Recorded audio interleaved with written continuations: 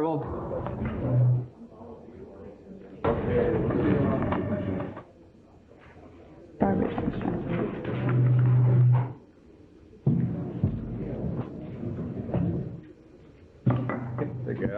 Okay, if we can terminate the interview and Channel 3. proceed ahead with the meeting.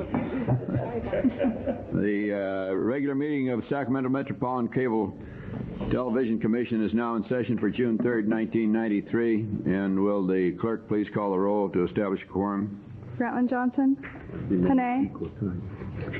Collin. Here. Castanis. Here. Cox. Present. Fletcher. Here. Yee. Here. Toby Johnson. Here. I'd like to announce before we begin our meeting that the Commission has been in session, the closed session, to consider and receive advice from its legal counsel regarding cable matters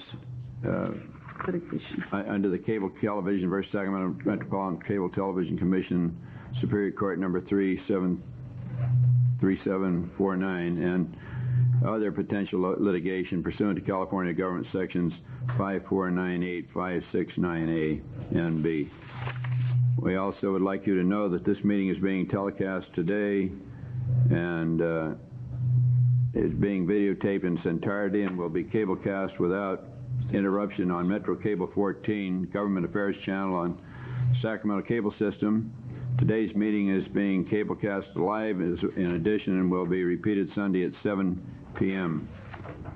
Members of the audience wishing to address the Commission, we would like you to fill out a speaker slip and submit it to the lady in blue here, our secretary, if you plan to address the board. So with that, we will move to the business of the day and go to our director, Mr. Esposito. Mr. Chairman, members, good afternoon. We have a sizable agenda today with numerous policy issues. I seek your desires relative to item number 2 on the agenda, which is a review of our 1993-94 budget. If it's your desire that I walk through a 10 to 15 minute overview, I'd be happy to. I'm prepared for that. If it's your desire just to respond to questions, I'd be glad to do that, whatever your pleasure is. Does anyone want to have an overview presented by Mr. Esposito, or would you rather limit it to questions? Why don't we go ahead and limit it to questions? Is that agreeable with the other members? Budget. Mr. Chairman, I have some questions. Okay, you start, Mr. Cox. I was hoping that you'd volunteer. Thank you very much, Mr. Chairman. Rich, on page 8 of the budget, there are some 1993-94 government meeting programming priorities, and just help me out with my math, because it may very well be a situation that as one of the new people on the block, I don't understand the math. But priority 1, we talk about expending $170,000, and you take a look at the number of hours, appears to me to be about somewhere around $50 an hour. Would that be accurate? That's correct, sir. When you get down to priority number 2, it drops to $13.02 an hour. And I was just wondering how it could, what's the difference between going from $50 an hour down to $13 an hour? It was a decision on my part on how to present to you the budget and to deal with what I call the overhead items that are related to programming the channel. I built into the first priority the what we call queuing the tapes, the administrative function of scheduling, the playback operations, and those things that are tied to the non-direct operations of a particular meeting. Well, would then it seem to you that the priorities 2, 3, and 4 ought to come out the same? One is $13.02, the other one $12.53, and the other one was $10.42. Shouldn't there be some sort of consistency there? Within 2, 3, and 4, there is. Those minor changes have to do with rounding and the way the budget's built. If you're asking, should there be a consistency with priority 1, I could easily display the budget that way. It just means taking costs that I may not be able to isolate and separating them in such a way artificially. Well, let me just ask you this question then. So what you're essentially saying is that you're not allocating any overhead to priorities 2, 3, and 4? That's correct. I'm allocating all the fixed costs to what I would consider to be the base budget. The fixed costs are playback, administrative, or the supervisory staff, the tone queuing, the maintenance of the equipment, the bulk of the maintenance of the equipment, I should say. There was a small allocation for tape use and minor maintenance in the other priorities. But in building a budget, I look at the primary mission of government programming to provide those 7 or 8 cable casting, those 7 or 8 meetings. So I built into the base all the pieces that would sustain that function. My personal preference would be, Mr. Chairman, that overhead be spread over all of the agencies. That's my personal preference. On page number 11, the summary where you says you're pleased to present the budget for 1992-93. On page, when you add 327,689, and those numbers don't foot in that 1992-93 column, you say that they add up to 2,743,000. They actually add up to 2,937,000. And one of the things that bothers me about this proposal is that you show what the proposed is for 92-93, but you actually show that the actual on page estimated on page 4 is 247,000 and 350,000 for legal. And so I have some problems with the budget authorization comparison as to knowing for certain that we need the amount of money that you have indicated that we need for the coming year, 92-93. And so maybe you'd have an opportunity to take a look. They may not be able to do that today.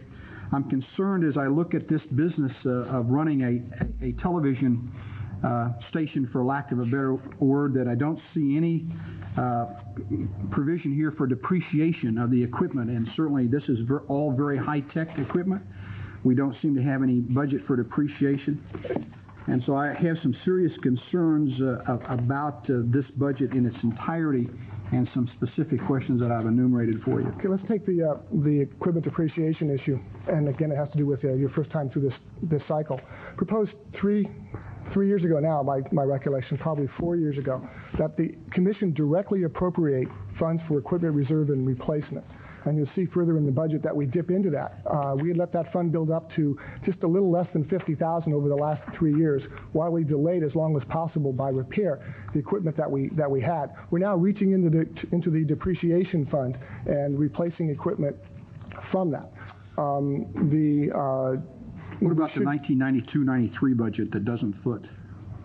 I'm sorry. Page 11. Talking about the budget authorization summary? Yes. Yeah, until someone runs the numbers and tells me what doesn't foot. The $2.7 million is what we authorized for expenditure last year. And that comes back to an issue of budget presentation. And I tried to give you both options within what I prepared for you. One is to compare authorization to authorization year to year as one way of looking at trends. And then another way is to look at projected actual expenditures for the current year, recognizing that we made that in March for where we'd be on June 30th. And then comparing that to the authorization for the next year. I think you're aware that what's authorized beginning on July 1st isn't always what is expended at the year end. Okay.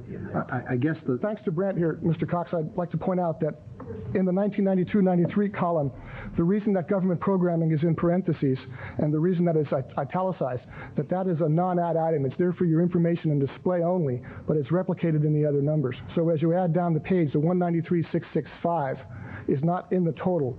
And I apologize if the italics didn't surface that enough, but the brackets and the italics were there to identify that as information for you to compare year to year, but not as part of the total. Let me follow up on that same topic then. If you were to remove the $193,665, it would equate to the total. It adds correctly. Yes. Right. I have another question, Supervisor Johnson. Mr. Costanis, please. I want to ask a couple questions related to the budget and the parental payments back to the county and the cities. You are proposing that this year's budget include $346,477 as payment back to the county and the cities. Is that correct? That's you adopted that policy with the budget last year, that we would resume the 20% allocation of revenue by population. And Is this still part of the original debt that we've had over the years? No, it's not. Your debt as of last year was completely repaid, except for the $5,665, which the auditors identified as a bit complicated, but an overpayment to Folsom and underpayment to the county that the auditors found. With your payments last year, you zeroed all the debt to all the entities. And that was one of the issues that we dealt with at length this day last year. Then why are you proposing sending this money back to the city and the county? After discussion, again, this time last year, we discussed the policy on whether the parental jurisdictions, who are really the owners of the rights-of-way and easements, should secure some portion of the revenues as originally envisioned in the franchise ordinance. Recall that portion of the franchise ordinance was suspended until revenues began again in 1988 as part of the settlement. So your policy was, since 1981, to provide 20% off the top of all revenues to the parental jurisdictions based on population. I asked you last year if you wanted to reinstitute that policy, and you said yes. So this budget reflects a 20% allocation according to that policy, using the latest population figures. I recall that. The issue I want to raise then is, and ask the commissioners to consider before we adopt the budget, is possibly a further reduction from our budget and further monies back to the parental organizations. As you all know, the cities and the county are suffering terrible budget deficits. We've reduced funding in a lot of areas, including areas dear to each of our own hearts in terms of services to our constituents. We've asked arts groups to take a 20% cut. We've asked everybody to take a 20% cut, including public safety. And the idea has been broached that we possibly consider an additional cut of 20% as just an introductory figure, and return an additional 20% back to the parental organizations. And if this is 20% here, possibly doubling that amount and returning it to the parental organizations and reducing our own budget by an additional 20%. So that's an option that I'd like to suggest we consider before we adopt the budget. And maybe, Rich, you might want to give us a report back how that would figure into this budget authorization comparison on page 11. If you redo page 11 with that additional 20% there, and then maybe for the new commissioners, a little bit of history on what we've done regarding payback to the county and the cities. Be glad to. This is not an alternative that I'm unprepared for. I know you're not, and that's why I'm real quick, if you're interested. On page 2 of the budget is really where we're looking at, I believe, and that has to do with the fund balance and the projections of where we will be in the future. And you see, as fund balance progresses, what happens to the cable fund over time, and you see that new revenues pick up. If you extend out one more year, it's been my projection for several years now, that using the assumptions about future franchise fees, that we can only go partially into the 1996 year. So your decisions to allocate more funds now change where you will be 3 years from now, primarily. The only other thing I would mention is that in the next 120 days, your fund will hit the lowest balance in the checkbook ever.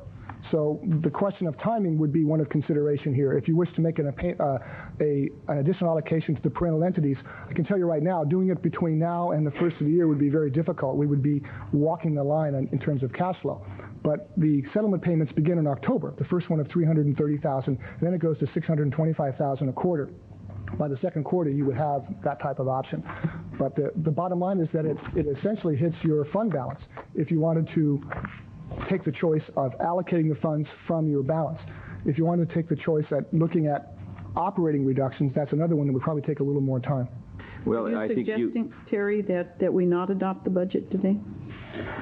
Well, the budget I thought was for adoption today, and we continued it to today for adoption. That was my understanding. Mr. Chairman, I also had 2 more questions. But I'm sorry. But I'm just trying to understand Terry's. You're right. Okay. In the month of June, we must adopt a budget.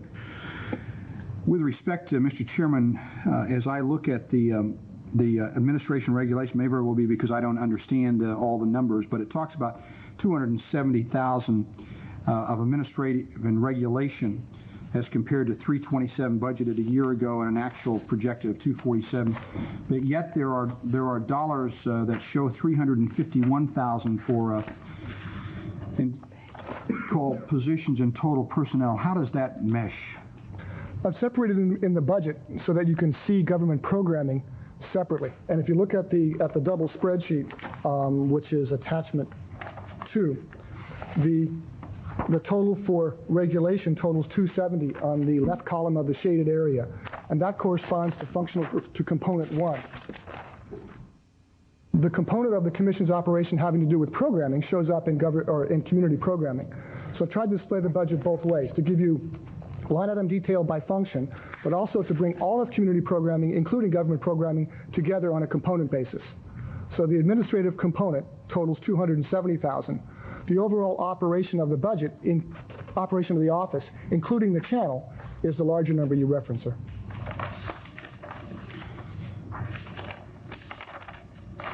Mr. Chairman, I would concur with Mr. Costanis that there isn't need to ratify this budget today, and it needs to have some work with perhaps some reductions as far as operational expenses are concerned. I'm concerned about the amount of money that we pay out for legal fees. I recognize there's some contingencies here based upon lawsuits, but I am concerned about the amount of money that's paid out for legals. I have nothing in terms of, I think we have one of the best counsels probably in the country, but nevertheless, I'm for reducing those fees. Are there other questions or comments by members of the board? I'd like to add one further question on page 10's revenue distribution based on the 1990 census. There are later figures for all indices of the county than the 1990. Gulf's has jumped to 1/3 above the figure shown here, and so some of the other areas. All I'm saying is before you distribute, search out the new figures. It would be helpful. Well, these are the latest figures from county planning for 1990. If there's been changes since then, I'll be happy to look into it. But this They is what use the old census figures. these are the census. You have to have a benchmark, so they use the census figures. That's Which is the correct. 1990 census. We don't have any official census. If I find a newer bench, I'll transmit it to you and you receive. The ordinance references the decennial census. Yeah, that's the problem. Mr. Chair, I have a couple of quick questions here. Yeah, go ahead, Jim. On priority 3, where you want to set some money aside for budgeting to televise planning meetings. Right. Priority 3, Yeah. the budget is built, if I can interrupt you, Mr. Yee.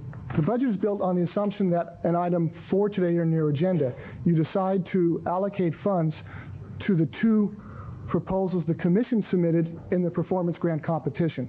These are built in on the assumption that they will be approved. If not, then that amount comes out of the budget.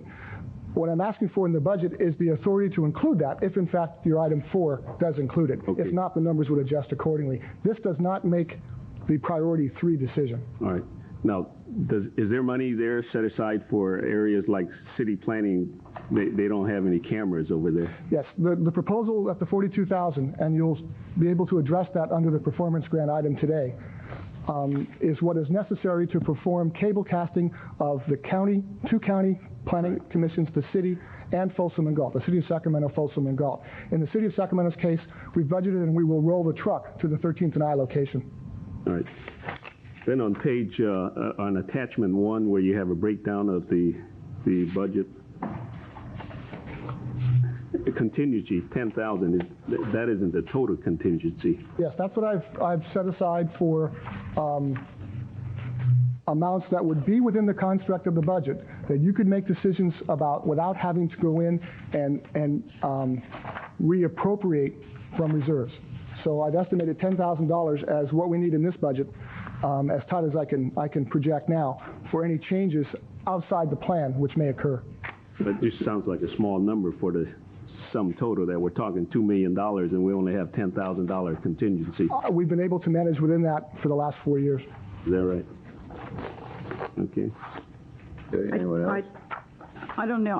I guess I've listened to the concerns, and I've listened to Dave's concerns and Terry's. I guess with all due respect, we are all in a great deal of trouble. But to go back and rework this budget at this point, if we did Terry's approach, 20%, the total budget for everything then would be around $1.5 million. I'm looking at the middle page, which means we would have to go back and relook at grantee payments. We'd have to relook at everything as to where to cut it out. Everybody'd have to be redoing budgets. I guess I'm not comfortable in doing that, Terry, at this point, because we agreed upon a repayment schedule that would stretch this this money out, provide some level of comfort to all of the grantees.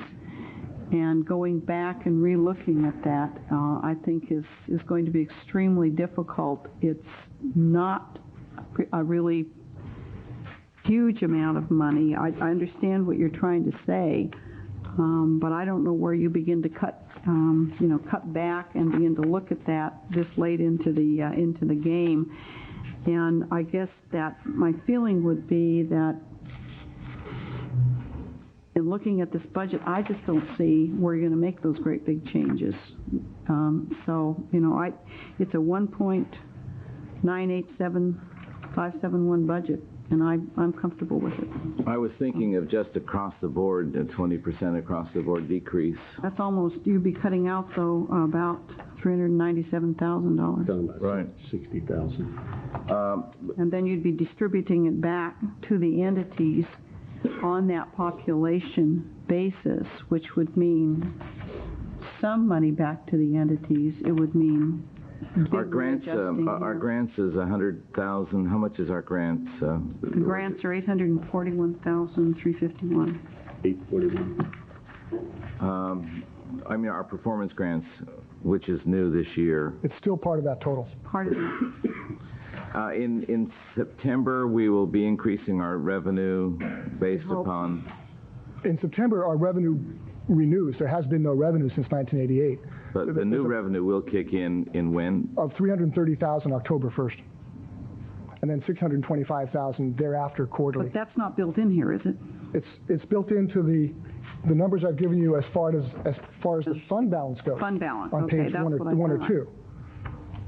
So it definitely is there. If the revenue did not accrue, we would be pulling out of reserves, and we would actually go into the hole this year. We go way in the hole. We go way in the hole. We haven't got any reserves. Yeah. I guess my point is, I don't want to hold up the budget today. I think we should adopt the budget, but I do have a concern about the fact that all government is suffering terribly. Yeah. And talk on it, I think we all have to bleed along with the rest of of government. And we've taken the position that what we're doing are government funds, public money. We've argued that back and forth, if that's the case. We've even discussed possibly disbanding totally what we're doing and return this money to our jurisdictions to do what we think we should be doing in government. So I just think we haven't paid much attention to that, and it is late in the date to suggest that. Maybe staff can come back in September with some provision to make an adjustment in our budget somewhere when new revenues kick in, possibly to make an adjustment. I don't know, but I'm concerned that we're not doing that. I think that when we see what that situation is in October, that's correct? Well, once That again, week, when the payments kick in October, I think is the proper time, Terry, to relook at this whole issue. But I think in the settlement agreement, et cetera, I think, and in the way that we structured everything, I think there is some sort of an agreement that we're going to proceed like this, but I think October is a fine time to relook at ways to set how we're going to approach budgeting next year. By then, the state budget would have been set too. What says that we have to adopt a budget in the month of June? Well, we'd like to give some type of operating to these people. Mr. Blair. But the idea is if we don't, as of July 1st, there's no money in grantees' pockets to pay for anything. Well, There's no no money cash in your flow. staff's pockets to pay for anything either. No, there's no cash flow. There's what? No cash flow. Your staff would have no spending authorization without a Right. budget. Well, I want any to point purpose. out something here that's disparity to me, and I don't want to stop the budget adoption process, but well, I have to have a little more understanding. If we adopt this, it says business as usual to all grantees. Another item on our agenda today is going to take up who shall be operating on some date in 1993, 94, different parts of this. So if we adopt this and say business as usual in the adoption to all the grantees, then how do we handle the other part of it where there are going to be some possible changes in this very current year? How do we handle that, Rich? I could walk you through a series of alternatives, but off the cuff, it's very difficult to handle. But isn't it built in, the amount is built in? amount. That's all we're setting amount, aside, Orville, is just the amount. The Right. distribution of the amount afterwards, as it looks at grantee entitlements, is yet to come.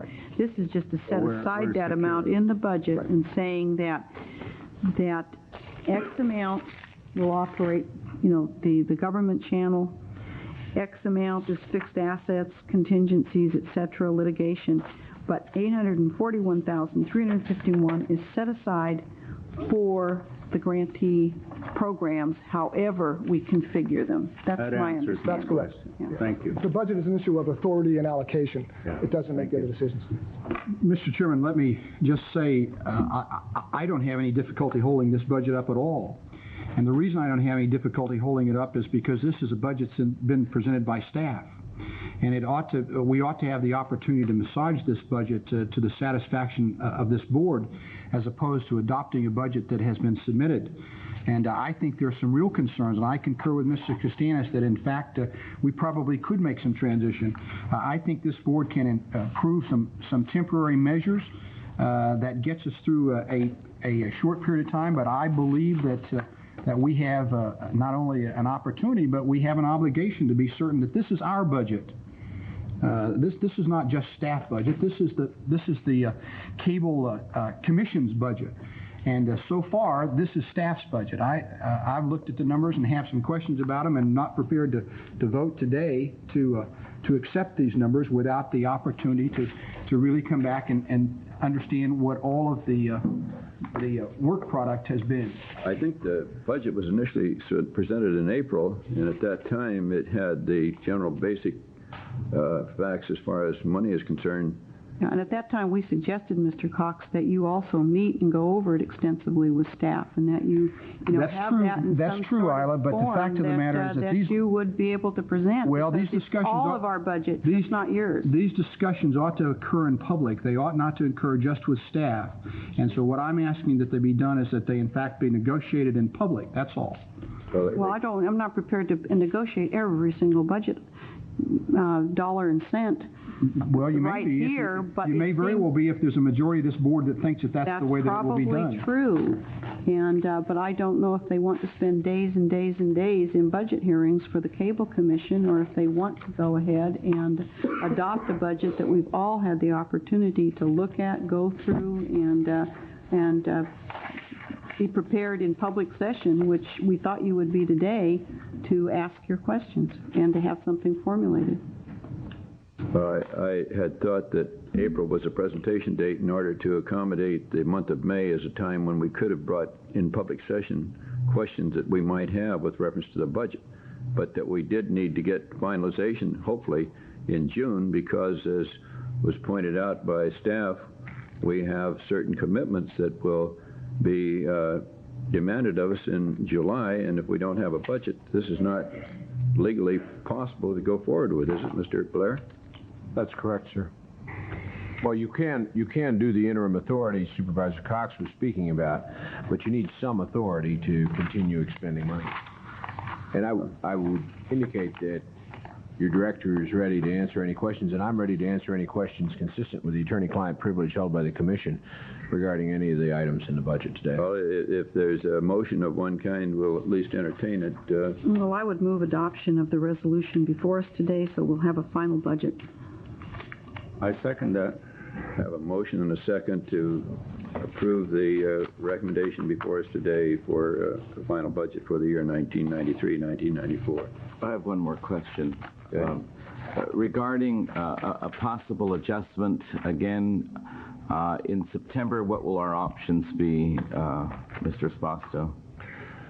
First, you could always revise the operating budget for the balance of the 9 months of the year. You could adopt an amended budget under the government code. I believe it takes a 4/5 vote. 2, you could bring money, additional funds from your fund balance. I don't think you could do it in September. You could probably do it in January, and I could tell you exactly how many funds you could bring up from fund balance, and at that time appropriate or allocate them back to the parental jurisdictions. My guess is that would be right after the first of the calendar year when the second settlement payment was made of $625,000. My analysis there would show that what you're doing is reducing the funds that you would have available in 96, 97.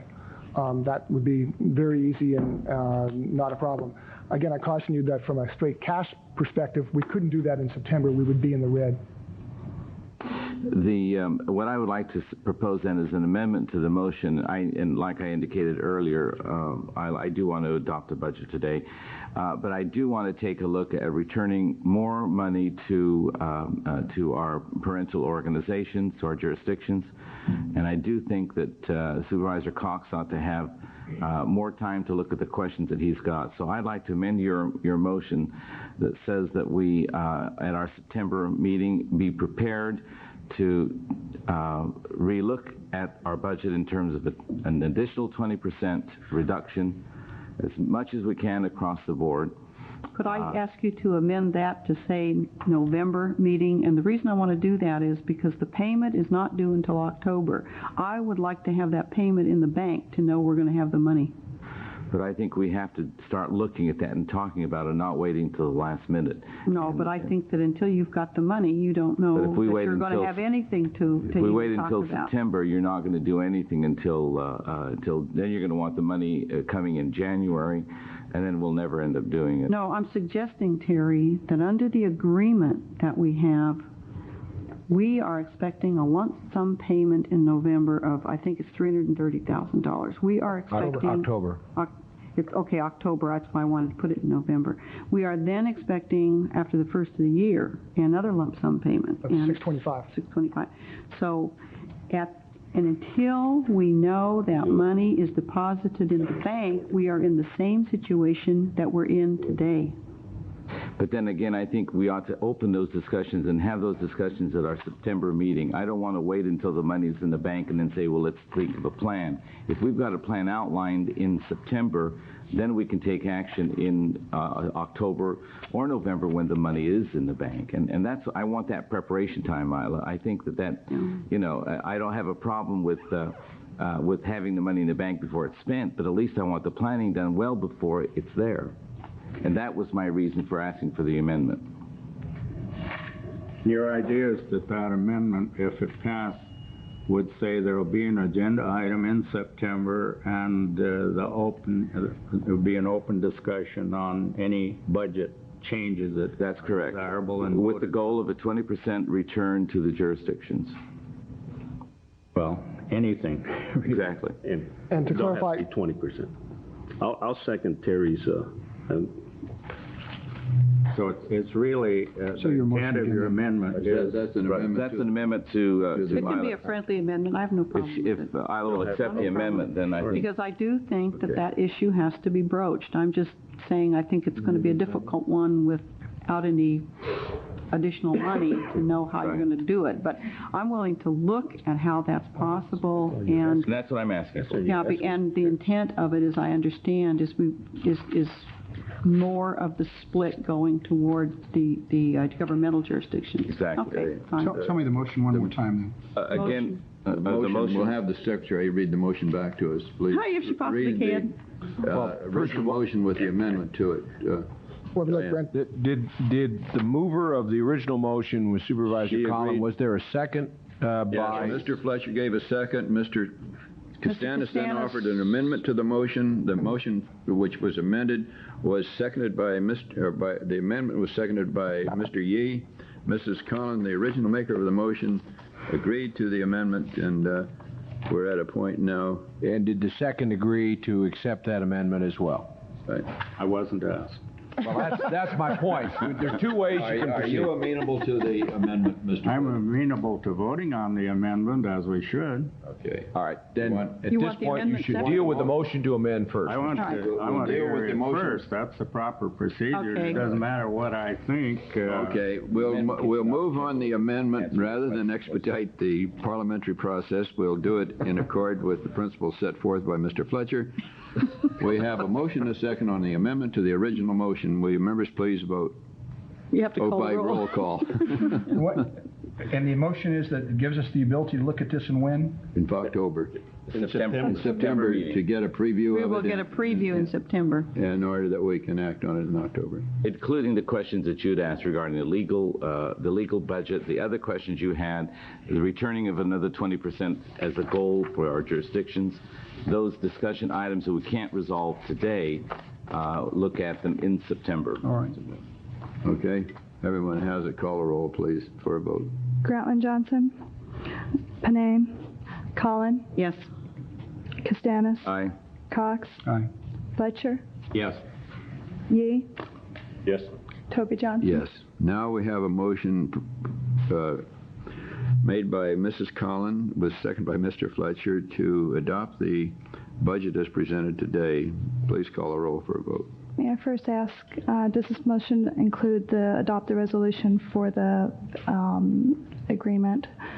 There's two, the budget resolution and the engineering The 2 agreement. points, yeah. Yes. These Thank both, you. That one, the yes. appropriation budget amounts were direct obligations, so forth. Thank you. Authorized, execute amended agreement. Grantland Johnson. Panay. Collin. Yes. Castanis. Aye. Cox. Nay. Fletcher. Yes. Yee. Aye. Toby Johnson. Yes. Now we Motion finish with carries. that item. We'll move on to the item 3. Rolling now, Mr. Chairman. Yes, we really are. I wait till the next oar hits my head. Then I'll pull a boat over to shore for another little visit. Mr. Chairman, members, a bit of background. I'll be brief unless you would like more detail. In December, you directed staff to prepare a request for proposals to secure competing bids to administer your community programming and public access functions. That RFP was released in draft in January, discussed at your meeting then, discussed also in February, and after modification to the schedule, was released to public competition. Earlier last month, there were 8 respondents to that proposal. Under the plan you adopted, staff prepared a preliminary analysis and provided that to you on the 19th, and then went on ahead and completed an additional analysis and report and provided that to you last week. I would be happy at your discretion to go into the recommendations, or if you'd like possibly to hear from members of the public and other interested parties first. It's your desire. Is it the desire of the board to have an explanation of the recommendations? Yes. I think the director should explain those recommendations and take questions on the recommendations. We had the final report, the analysis of the community programming public access proposals, and then we also had the staff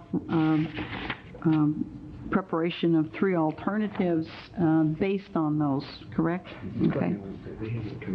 Okay, do you want to give us your overview of the report? I'd be glad to, Mr. Chairman. I'll try and be brief to walk you through this process. Okay. In analyzing the proposals, part of the task was to get a sense of where you collectively are and what assumptions you have for the process, and the recommendations focus on those assumptions.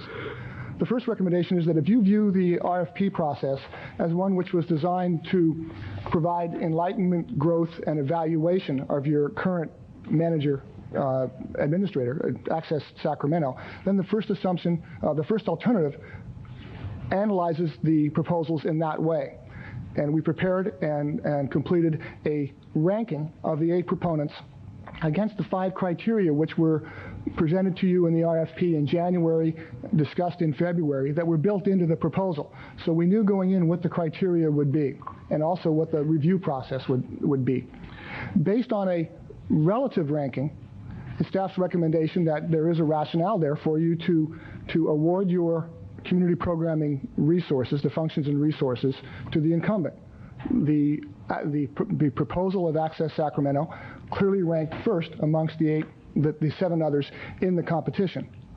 And depending on your assumption, that's alternative 1. In alternative 2, I took a much more critical approach and looked at the applications against some more subjective standards, as if we were awarding a highly competitive open RFP for management services. Again, this is a approximately $500,000 a year proposal. Because of the performance grant process we'll talk about later, it's $450,000 and some change now. But I took in watching and observing you wearing your other hats, making budget decisions at the city and the county respectively, I felt it incumbent upon staff to make a very critical analysis on a broader basis. And the conclusion there of the 8 proposals, in staff's opinion, after going through them in great depth, and also in the preliminary analysis process, trying to secure more comment, more input on key areas of strength from the proposals, was that none of them provided justification for an outright award of $500,000 a year for a 3-year contract based on what we had before us in the 8 proposals. And I've gone through some of the in detail where I saw some of the weaknesses and/or uncertainties. I think I like to use the word uncertainties because there were clearly, in my mind, some open issues. In the end, on alternative 2, I believe there are 2 entities that show potential that, if you desire to pursue this further in this mode, again using a subjective approach, that warrant further discussion and further study. An effort by you to ascertain if the uncertainties I've identified are replicated in your review. And I recommend there that you extend the status quo until our next meeting, that the chair appoint a committee of you, and I believe include a representative of Sacramento Cable Television, because they are a key player in this, and that you interview the 2 remaining entities, that is Access Sacramento and Camellia Cable, and ascertain for yourselves if the uncertainties can be eliminated and you're comfortable with awarding the contract. I could provide you with some questions to ask if you'd like, but it's a step in the process, given the magnitude of the issue, that I think you ought to be involved in. The third alternative assumes that the desire for the RFP is to look at community programming in a broader sense, not just to look at the manager of your community programming and access function, but to look at community programming overall.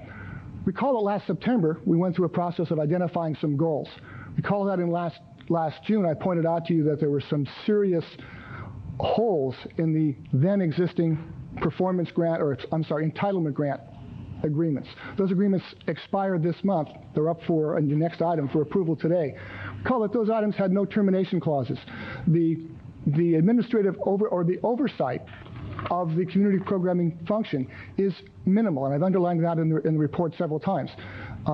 You have made decisions to not actively monitor community programming, and I'm uncomfortable with that, and I've repeated that over and over again. I'm uncomfortable and cannot wholeheartedly recommend the entitlement grant process. That's why I proposed to you the performance grant process in October.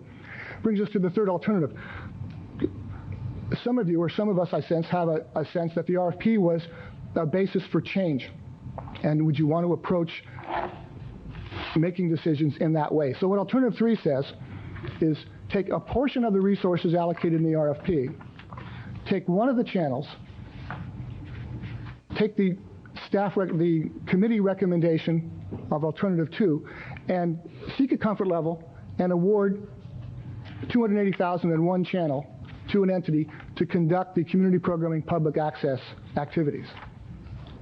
Separately, to take the second channel, the balance of the funds, and build them into a performance grant type process where you become the decision makers. And I've recommended that in this first year, to get things started, an allocation of the funds. One of the things to recognize in the 8 applications for the 8 responses to your RFP, 3 of them were essentially programming responses. There were entities that said, we can do programming. We don't want to manage your function, your community programming and public access function, but we can provide you at good cost, decent, solid programming on the system. That was KVIE, SACC, and in my opinion, the downtown district. The third alternative gives you the option of incorporating those aspects of the proposals into a broader decision-making process. And I'll close by saying that alternative 3, by involving you, gives you a chance to see and get a sense of and feel for the nature of the decisions which need to be made. I close in I say the nature of the programming decisions. I close in the staff report by recommending alternative 3, and I'm looking ahead at our overall structure of community programming. There is duplication and overlap. There is a need to consolidate certain functions, which I believe can consolidate very, very well. We have to begin that process. The question is where to start along those lines. I see, and conceptually, and some of you maybe don't recall, but 12 years ago in the United Tribune proposal, the model of a single entity with responsibility for all community programming. At that time, it was called the SC3, the Sacramento Community Cable Corporation. That's a valid model. I've researched, I've talked with consultants. It's being used now in other states and other jurisdictions. It's one that, with some variation, we need to be looking at and possibly moving toward. It's my sense and feeling that for you to move that way, you have to get involved in the process. And making those decisions for the next 12 months under alternative 3 begins that process. That summarizes the 3 alternatives. I'd be happy to answer any questions. I have some. Okay. My questions would center on a couple of things in that regard, looking at alternative 3. If you were to look at that approach and you were to get some negotiated agreement between, for instance, the 2 that you mentioned in the report, between Camellia and Access, to really manage, program, do all the good things on one channel for public access, and then to look at the other as community programming. I know you have under here SECC, the Downtown District, KVIE, and the playback contract. I guess what I'm trying to envision is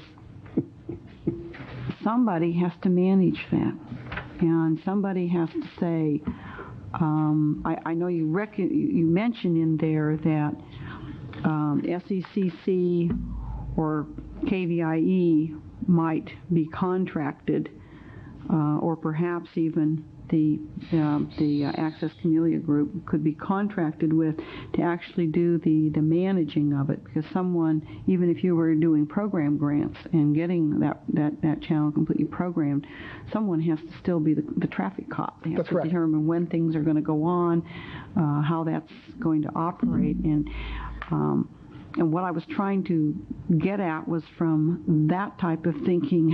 I remember the United Tribune proposal. That proposal envisioned, though, a community board of some sort that would be doing the actual managing and programming, etc., for the total community. And I'm having a difficult time seeing how to get from here to there unless that were appointed by the Cable Commission as the group, or exactly. To get from here to there, in my opinion, make the actual appointments onto some sort of board like that. But if we went through a year of your board making not the operational decisions, but making the programming decisions, dealing with with the issues of allocation of resources, types of programming, things that we know we can clearly do now under the law. At the end of the year, it would be my strong belief that you would have the ability to designate the type of board you wanted to do that job. You know what qualities, what diversity you'd be interested in. Right now, I think it's a subject of debate. It's a subject that you are removed from. And at the end of a year, then you could say, I could come to you and say, possibly with some consultant help, this is what a general community programming governing board could look like. How does it fit with what you learned over the last 12 months? And we give you an organization chart and say, here is playback operations. Here is programming and marketing. Here is the different structure. And then you could give it birth and move it on and then remove yourself from the process. And could I follow that up with a couple of questions? Thank you very much. Okay. I just want to make sure I understand what the alternatives are and how to assess that. In alternative 2, you're really saying that what you could do, because there were some things that were really very appealing about particularly what you assumed were the 2 strongest ones, Camellia and Access, that we would just extend the current operation with Access while there were some sort of ongoing negotiations. That's correct, exactly. That would involve some board members. You would maintain status quo until your next meeting or maybe the meeting after, while the other process went on to remove the uncertainties in the other 2 proposals, to buy some time effectively. Okay, and then let me ask you the one last question would involve the programmatic proposal, because if we were to look at alternative 1, as I understand, would be to go with the current operator, but there would be less money to operate on because we've taken some money out for the programmatic approach. Those programmatic approaches, as they would be awarded, which channel did we assume they were going to be going on? The public access channels, KVIE's channels, what were... I understand your question is about where do the performance grants go? Programmatic grants, where are we going to fit them in? That's a question you can ask the performance grants proponents under our next item, which channel they would want to put it on. That would be the operator, the manager's choice. In this case, it would be Access Sacramento's decision which of their performance grants would go on which channel. Or they could go on the educational channel, et cetera? Yes. Okay. Okay, anyone else have, Toby, have questions? You're through to turn now. Mr. Yee and Mr. Costanis are answering one another's questions. And we're discussing another alternative. Well, there are lots of alternatives. I think you want to discuss with us or with Mr. Esposito? I made an assumption that Mr. Esposito, knowing that we don't have a unified philosophy up here, was trying to present some different alternatives based on where he thought some of the concerns of board members were coming from. And I'm sure there's another range of possibilities, too. I'm sure there are. Just bouncing Mr. Another alternative would be to accept Access as the grantee for the RFP. That was the first alternative. First alternative, but extending that to other grantees of not even asking for RFPs, but to take a look at all of the grantees in another year. Yeah, the issue of additional RFPs is one of the sub-items in your next agenda item. Yeah. And yes, in your staff report is, in response to your direction 2 meetings ago, is a recommended RFP for the other functions and activities, if that's your question. Well, my question is to even delete the additional RFPs. We could, but that's... I mean, to me, that's a separate item. You know, I'm willing to look at that item and look at the letter that I think all of us received from SECC and KVIE that was jointly signed by them. But I look upon this as also a different item from that, and it's how we're going to handle this RFP. Well, we're going to have quite a number of speakers here in a few minutes. Would it be beneficial to talk about this now prior to bringing the speakers forward, or would you like to just deal with this one? Just deal with matter. Okay. Deal with the one. Well, I think the speakers, I don't know whether anyone wishes to speak on this. It's really... Well, they're going to talk with regard to the access matter and all that relates to it, I would assume. I'd like to speak first when it's appropriate. Okay. Then why don't you speak now? Mr. Yates completed his comments. And then Mr. Costanis. I think we've made a lot of progress, and that members of the commission have grown informationally speaking, and also in being able to conceptualize what it is we want to happen with the funds that we as a commission are providing. I'm also very much aware that we're working with voluntary groups who must feel an esprit de corps and must feel that their efforts are valuable and wanted and needed, or they drop off very rapidly. I'm also aware that we as a commission have come to the opinion that we should review all of these, not because of some little programming events that occurred, but because it's time when money is tight and enough years have passed so that we could review and say, is this where we want to be, and is there a better way to do it?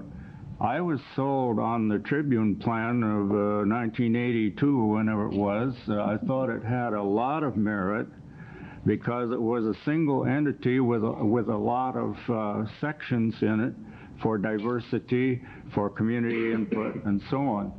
We didn't choose to follow that because our choice actually was that Sacramento Cable said, we don't want to do this anymore, you must take over, and there was a settlement agreement several years ago.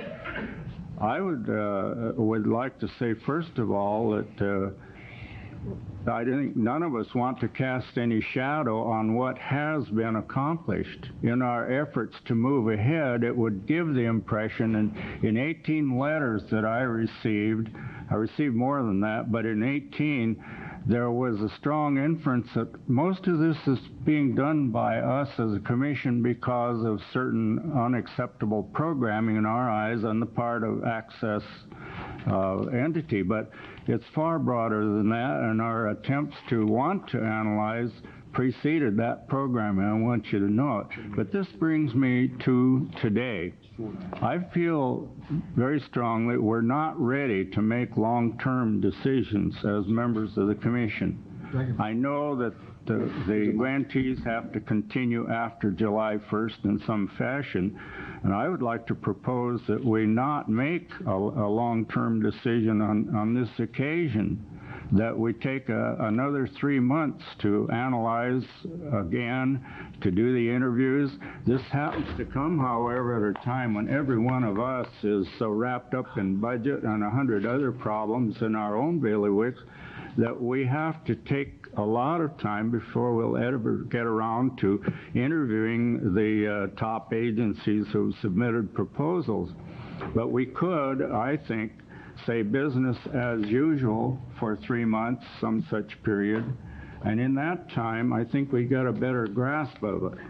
I know that in my own community the demands upon me as a council person, not just the meetings, that's the simple part, but the preparation, the committees, the cable commission and so on, take a lot more time, and I'm probably the least pressed politically of any of the members of this commission. But what I'm really saying is, if we as a commission could adopt a little more leisurely pace on this, now that we know the magnitude of the problem, now that we know that we must be more deliberate in order to do well, to keep the public satisfied, to keep the volunteers wishing to again apply their goodwill to what they are doing, and I would like to see a consideration of postponing decisions for at least 2 to 3 months.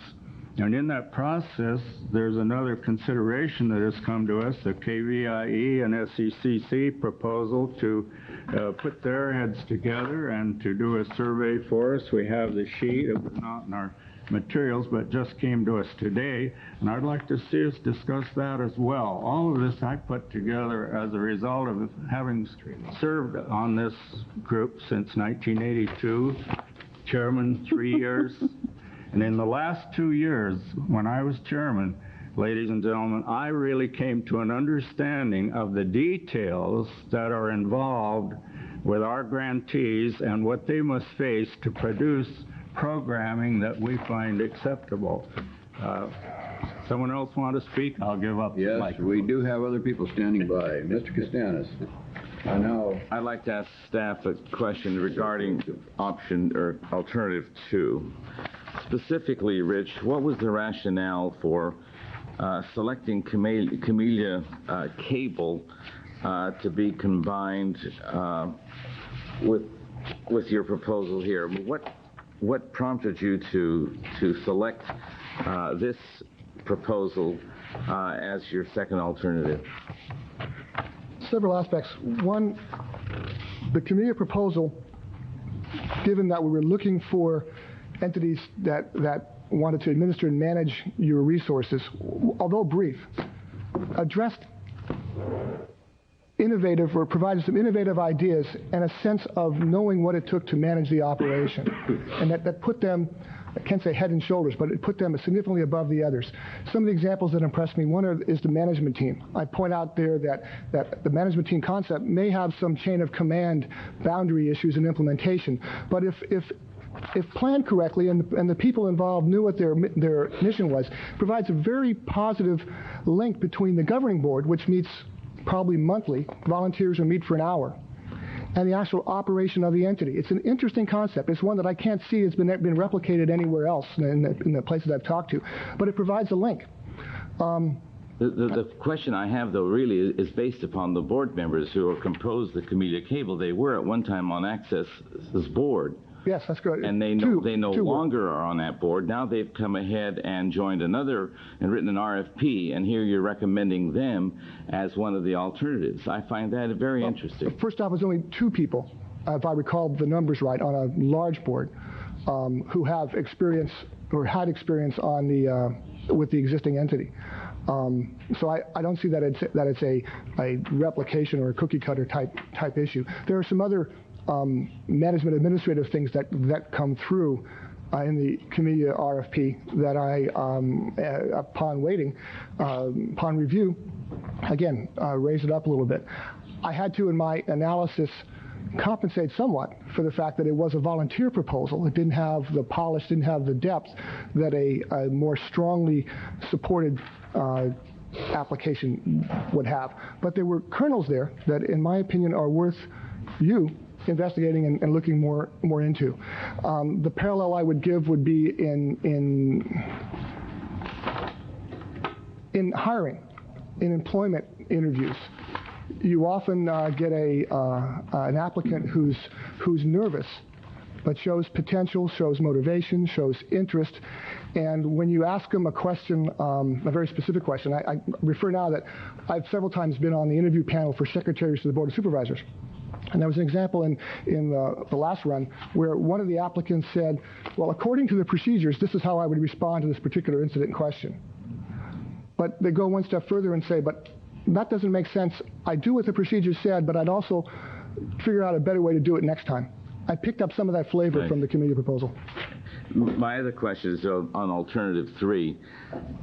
It seems to me that breaking down and providing resources to these other groups, SECC, Downtown District, KVIE, having a playback contract, is a great deal of, and of course public access as well, community programming. What you're doing there, Rich, in my view, is just overlaying more and more redundancy in terms of what we've been doing. It seems to me that we'd be better off if this was left with a single grantee. It will require less oversight. This is going to require a great deal of duplication. Yes, I understand your involvement. We can barely keep involved with what we've already got to do. But your proposal in Alternative 3 seems to me to be over-encumbered and one that I really have trouble understanding. Possibly. Let's look at it from the other side, however. One of the rationales, or one of the problems that I've had since the beginning here, since inheriting a 5-year contract, is that we've been on a fixed allocation entitlement program, and that the justification there was no justification for the allocation year to year. It was whatever you got last year plus whatever we could or could not do CPI-wise. This moves and begins to break the walls down of entitlement funding and lets you make the decisions on how to do that. Because of the nature of where we are this year, it's my recommendation that you move primarily with entities that exist already, so that you are not creating a large duplication and a large overlap, maybe with the exception here of bringing the downtown district in. But with these other two, they already exist. They're already there. You won't be staffing. You won't be providing resources for overhead. You're going to be providing resources for direct programming. But let's assume they already go ahead with their grant. I mean, SEC is going to be there. Let's assume we continue their grant. Then they have an additional grant here to do something else. The same thing with KVIE. That's the redundancy, the duplication that I see. But what you're buying with this is a specific program. Okay, the way that I would make them come back, or recommend that you make them come back to you, and you'll see that in their budgets, is that these are direct funds going to programming, coming down to a cost per hour analysis if Mr. Cox so wants to do. The duplication is what happens now, what we have system-wide with duplications with multiple organizations, multiple offices, multiple executive directors.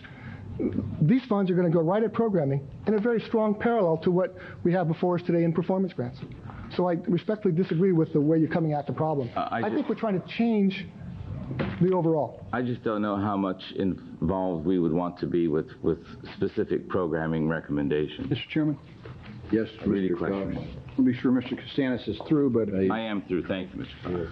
Mr. Chairman, let me say to you that I've been on the short end of the stick most of the day, and some days you just get used to that. There are other days that you draw the long straw, and some I days... can tell you long stories about that. I understand. We probably don't have time tonight for that, but it seems to me, and just from a common sense standpoint, that we can't begin to move into a strategy of trying to get folks to hit a moving target.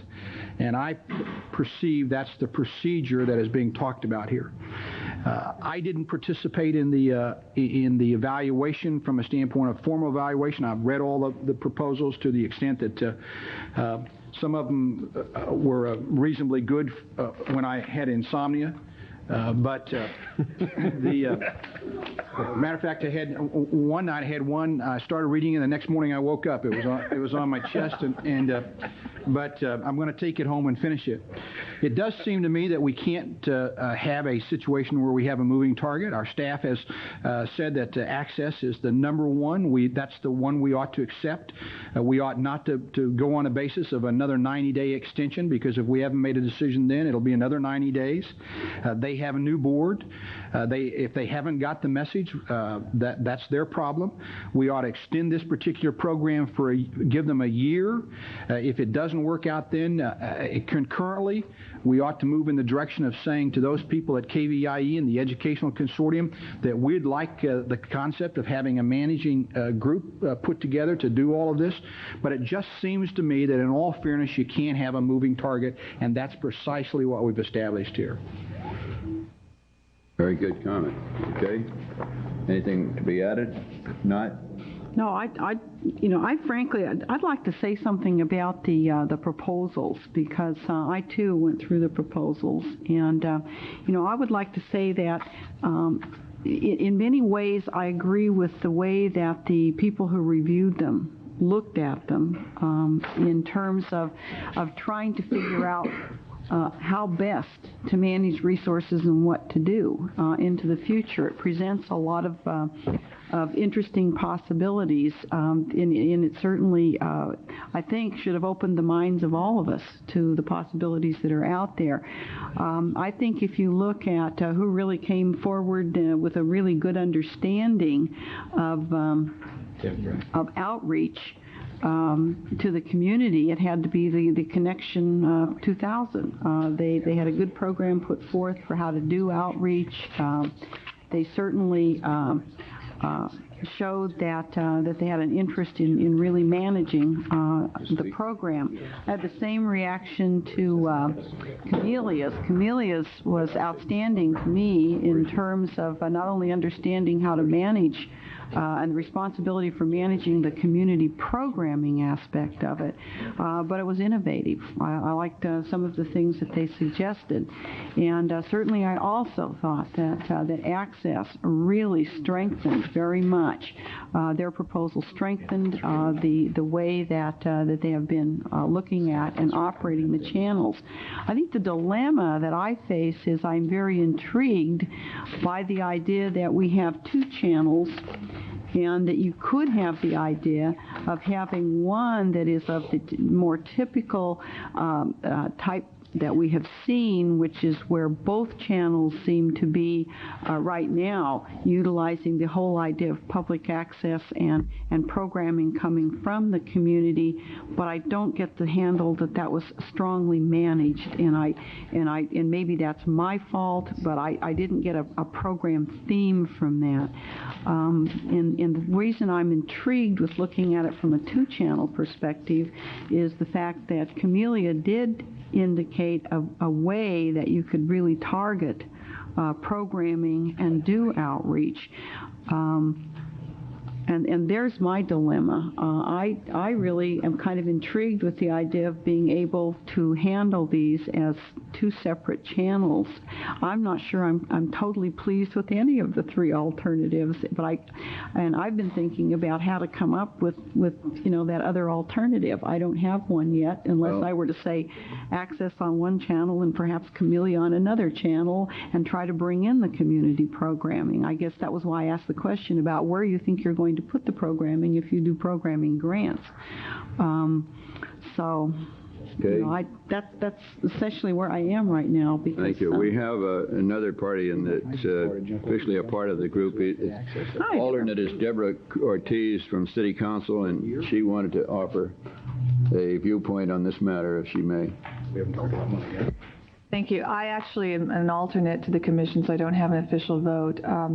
And I was prepared to be able to exercise my vote as an alternate if the other commission member was not able to make it. Who's here that's not supposed They're to? here. We'll just get rid of them. Oh, we're all supposed to be here, only I can't vote. Thank you, though. Well, I mean, we'll see which way they're going to vote. We'll decide whether to keep them or not. I like that.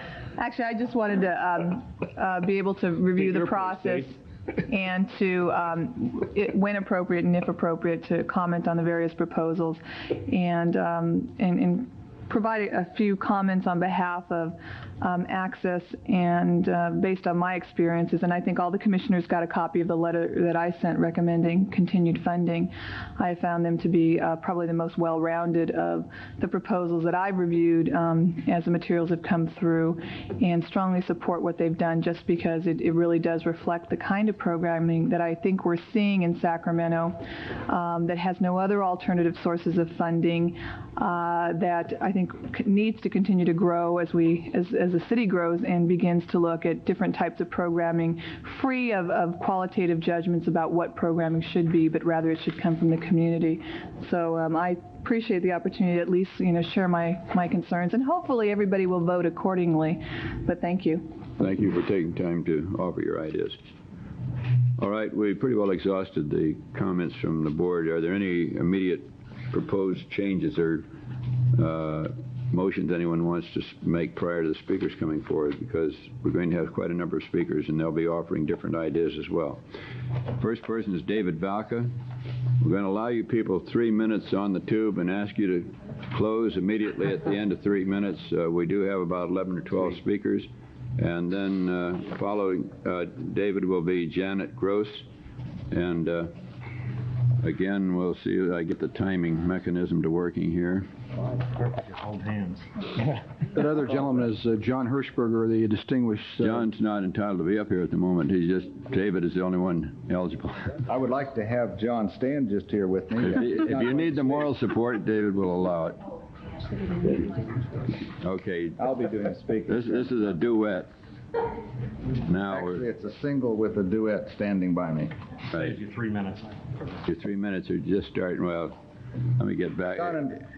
John and I represent the education community, and when we saw on item 4 the RFP that was to open bidding on the education channels, we were interested in letting you know that we felt that we had an alternative to that.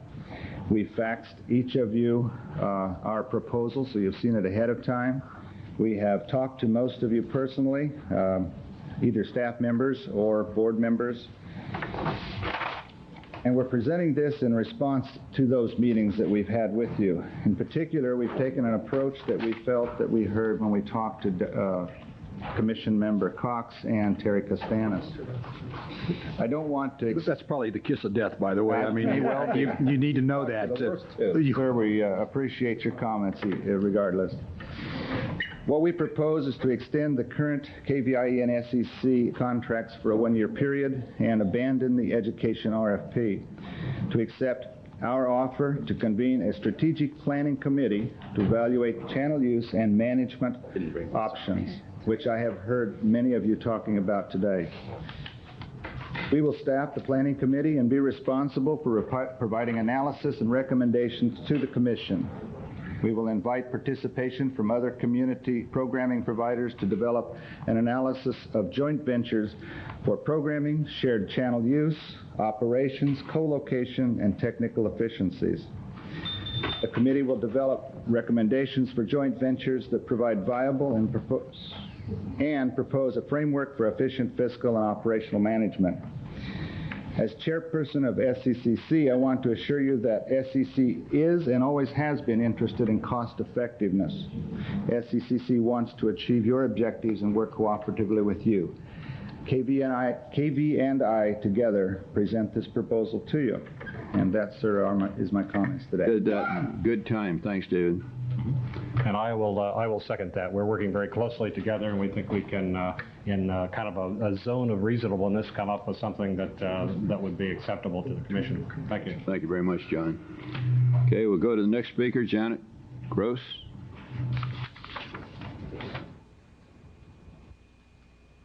Good afternoon, Commissioners. I would like to encourage you today to kind of take a combination of the three alternatives that were proposed. I would like you to decide to extend the time that Access Sacramento has control for another 3 months.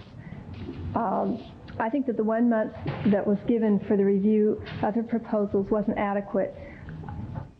Problems are found within some of the proposals. I think some of those problems could be ironed out given time. I would recommend that you set up a committee to work on this. The third alternative that was thrown in with this agenda today has some interesting ideas in it. It kind of seems to me like it's stirring up the pot at a late date. You had asked for RFPs. They were presented to you. You're looking for some changes in how the community programming is handled in the public soapbox. I think that still can be done through the RFPs that were proposed, but you do need the time. Thank you. Thanks very much for your comments. The next party to speak will be Joanne Engel, and following Joanne will be John Ickes.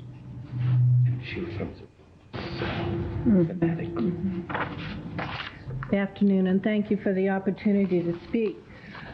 It is a great privilege to be a community producer, and I just want to let you know that as community producers, don't throw the baby out with the bathwater. There's been mistakes made, but they can be dealt with.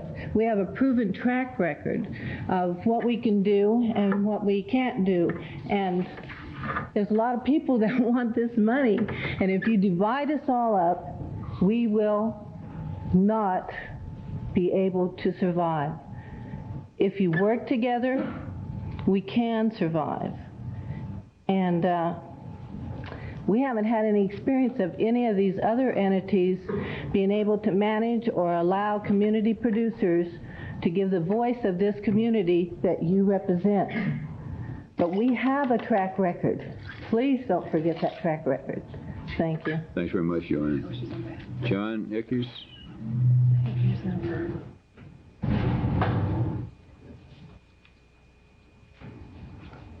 Mr. Chairman, members of the Commission, I'm John Ickes, Secretary of the Board of Access Sacramento and the principal of the public relations and advertising firm Hopkins Ickes Communication.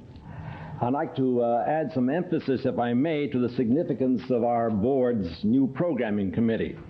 As a management team tool of the board, a management team has been discussed here today, and it certainly has been in some of the recommendations of your staff. The programming committee at Access will have and has a strong hands-on responsibility, in part to address all the issues raised by the public or raised by staff and the Cable Commission. Indeed, this committee is a management group for the board to be truly responsive and directly representative of the entire community. It assures board control of channel content, of all production resources, of budget, and of staffing and operations. The programming committee will work with the hundreds of nonprofit organizations and thousands of individuals that we have found over the years that come forward and seek time on our stations. It'll include government, including the city's new neighborhood division, religious, political, and all other entities. The programming committee will also work to strengthen our hands-on operation with Access Sacramento's new neighborhood committee chaired by Suzanne Brooks of CSUS. Access Sacramento will continue to be a major Sacramento County player when it comes to meeting the challenges of diversity in our community, embracing the challenges and improving the climate of tolerance that is so needed today. As to other comments, the staff report on the RFP, the unproven plans of options 2 and 3 in the staff recommendations are likely to be trouble-prone, we think, and seem to be the opposite to the RFP goal to streamline operations. We recommend you not use a rob Peter and pay Paul system as outlined in Alternative 3. Please don't let anything confuse administration with performance grants. These entities have resources that are not available to public access, public television, the education community, the business community, the arts community, and other special interest entities are not in line to supply public access to their programming. Taking monies from the public access channels operation for programming for these special interests seems not to be appropriate to me. And a last reminder relative to cuts. This coming year, Access Sacramento will suffer a 29% cut in funding, even if we're fully recommended at the funding of $456,000. Thank you for listening to me. Thank you very much, John. Next speaker is Bill White, and following Bill White will be Chad Schwartz. So I can speak. Mr. Chairman, honorable members of the Commission in session, I am Bill White. I'm a new member of the Board of Directors of Access Sacramento, and I'm Professor of Public Management and Organizational Studies at the University of San Francisco's Sacramento Center. Most of my students are mid-career managers and professionals, and I share with them, at this point, in excess of 40 years managerial experience in a variety of organizational settings in all sectors of the economy, including large corporate for-profit business and several small business experiences. I retired last year after a number of years with the California Department of Justice, and am now teaching full-time. I would urge your very careful consideration and favorable vote on Access Sacramento's proposal. I think it's been amply demonstrated that it is the superior proposal for a number of reasons. But I would like to focus on one of the staff's concerns, and that is the concern about the management information system. I think there's some misinformation there, and hopefully I can provide you with a few clarifying remarks. Evaluation is a very subjective process at best. I think it's well acknowledged in the literature, and it certainly is my experience over a long period of time, that if an evaluation is going to be as objective as humanly possible, that something like the management information system being proposed by Access Sacramento needs to be in place. Essentially, what the proposal is saying is that we want to sit down. We want our people to sit down with your staff and with representative members of the community and come to a meeting of the minds as to what the evaluation criteria should be, and as well as strategies for arriving at those. And we want to have a buy-in up front on what the measures of effectiveness are going to be, and then have an ongoing evaluation, a formative evaluation, if you would, so that there can be an early warning system in place and that concerns can be measured against objective criteria. I think pure and simple that is what the proposal is saying, and I thank you very much for your time. Thank you for your presentation. Chad Schwartz.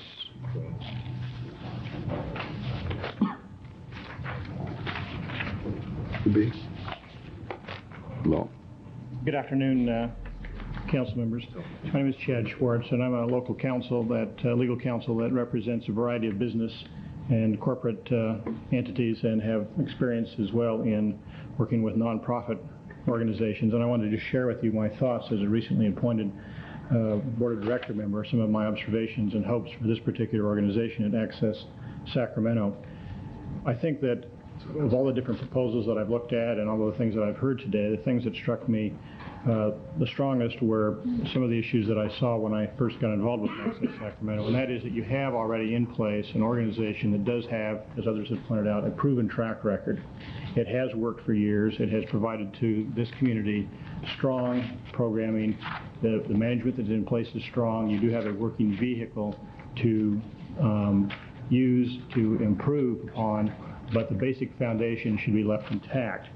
The other proposals that have been presented have some, as pointed out, innovative ideas, but I would suggest to you it's going to be a lot easier, faster, and more efficient to use the existing vehicle that you have, which is Access Sacramento, with its proven track record, and incorporate some of the innovative ideas that might be of concern to you into that organization than to just take vague innovative ideas and try to form organizations around them. I would also point out that executive committees that are used in nonprofit organizations are the very place where innovative new ideas can be implemented. You already have that in place with Access Sacramento. And the board committee has been talked about by some of the other speakers, but those are active and they are involved in operations. And the committees that have been formed, the program committee and some of the other committees on management that I would hope to be involved in operations and dealing with expenses, we've heard about your concerns, and we are taking active, aggressive activity to implement some of these new ideas and to more aggressively manage the Access Sacramento operations so that it will be as efficient and productive as possible, and also be able to continue this fine programming that they have done over the years. I also point out again some of the things that you probably already know from looking at the proposals. You have a board that is represented with multiple generational, multiracial, multipolitical, multilingual, and on and so forth in place on a board. I think those are important issues, and that current program provides that. You have competent staff already in place. Another important thing from just an organizational standpoint, a business standpoint, is this organization already has proven track record with using the generally accepted accounting principles. In these times of tight budgets and ongoing concerns about how these public monies are going to be spent, again, recognize accounting principles with the management that's in place and board members that are experienced and know how to use these funds and can implement your desired goals is already in existence. Thank you. Thank you. Next speaker is Michael Hayward, and following Michael is Catherine Henry.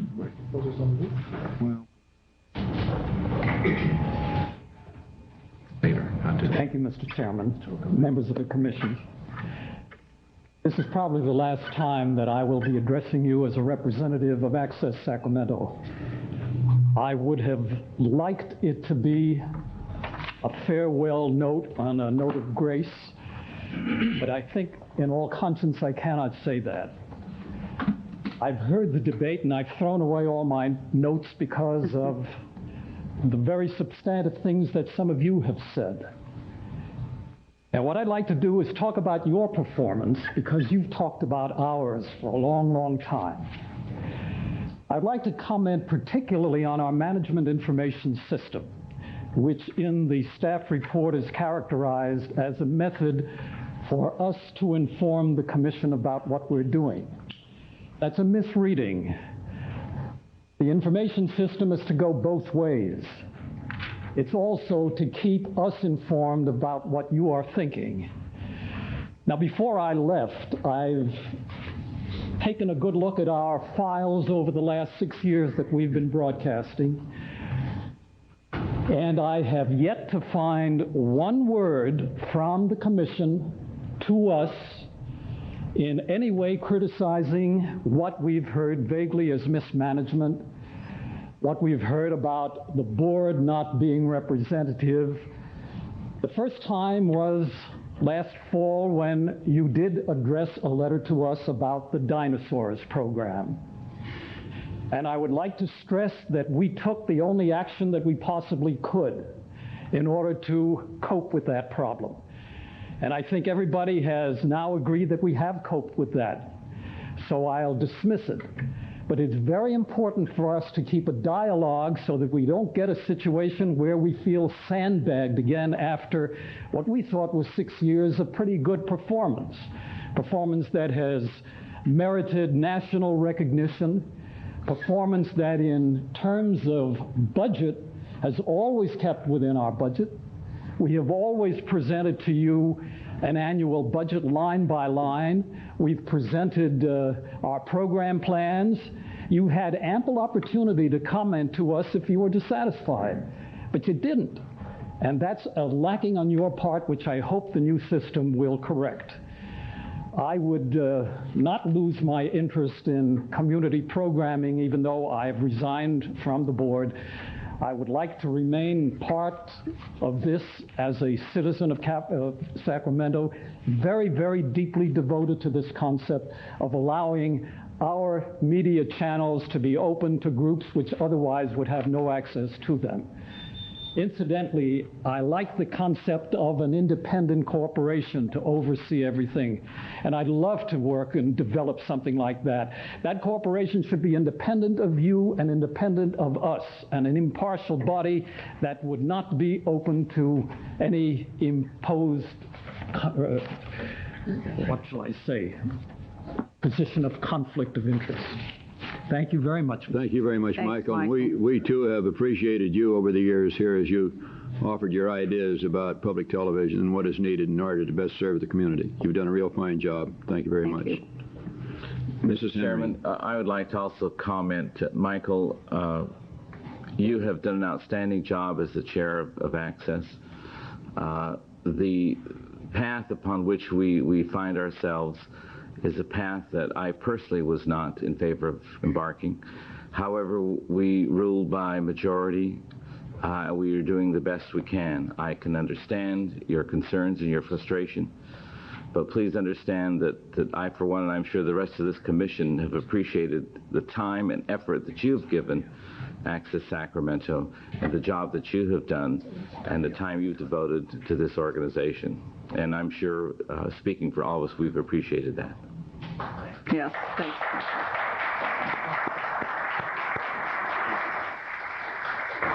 Okay, Mrs. Henry, it's your turn to speak, and please take off.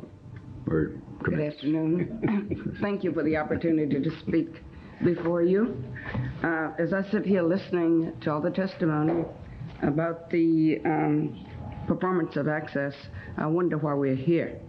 I wonder why the process was opened up for proposals in the first place.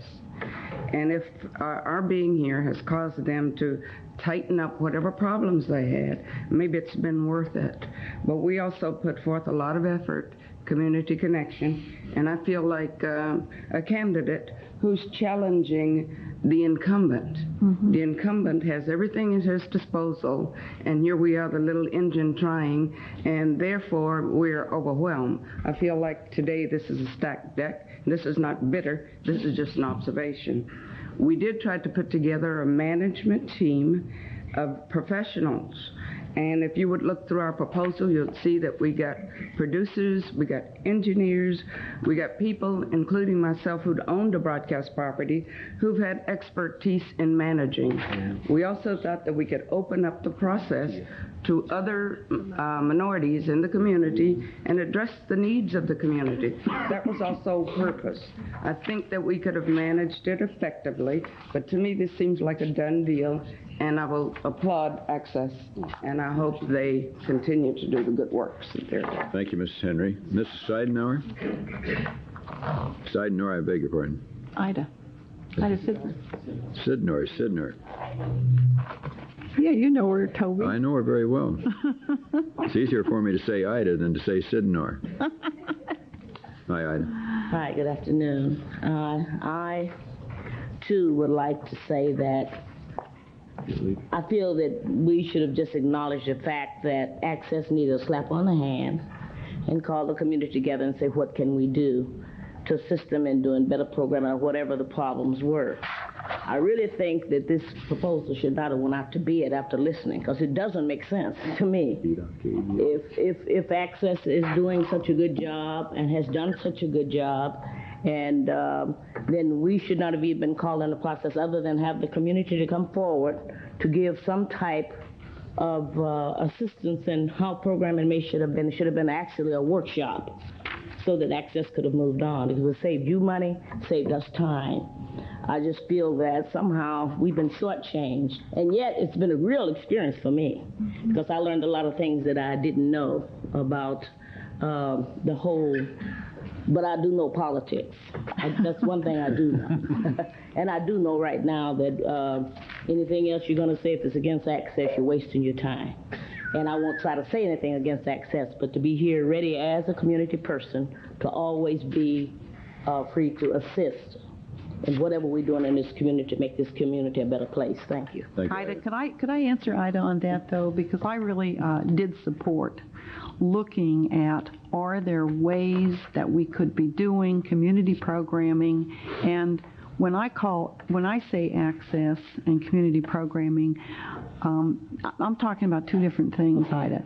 Community programming is really trying to look at your community and trying to figure out in a very proactive way how you're going to manage resources to make sure that you are getting the kind of programming you think the community wants, that you're going out of your way to try to get the producers who are going to do that, even if it's on a shoestring, and so that you're really managing and producing it. I look upon Access as saying there are many people who really want to come in and say what they want to say on a public access type channel. And that's different to me from the responsibility to program. And so I did want to see in an RFP, since we've got responsibility for two channels that we're calling community programming and public access channels, okay? It seems to me that when I've been listening today, I still don't see any perfect proposal. And I want you to understand that I do not think Access's proposal is perfect. I see a lot of flaws in it. That's why I said what I did about, the strengths in the proposal that your group submitted. You had some real strengths in that proposal. I saw some flaws in it. Same thing with Camellia. I love some of the things about Camelia's proposal. It's got flaws. So none of them, I guess, came up to what I had hoped would come forward. What I'm trying to figure out to do now, and I don't know who else might share this dilemma, is what to do about that. I would love, in my wildest imagination, I would love to take some of the strengths from Camelia's and some of the strengths from yours and some of the strengths from Access's, and I would love to be able to combine and work out a way.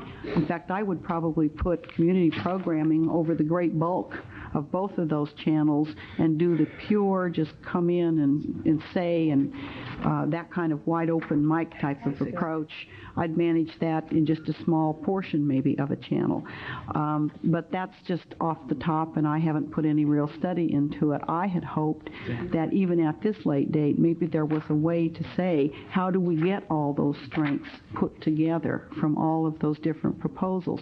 Those programmatic proposals we got, like from the downtown district, some of the stuff that the educational proposal came forward with, or KVIE, or even some of the things that are going to be before us on another portion of our agenda today, show me that there are unmet needs out there in the community that Access is not meeting, no matter how good their board of directors are, and maybe they're putting resources, too many resources in some portions and not enough into really doing proactive work in the areas that are the big gaps in this community. There's no perfect proposal here today as far as I'm concerned.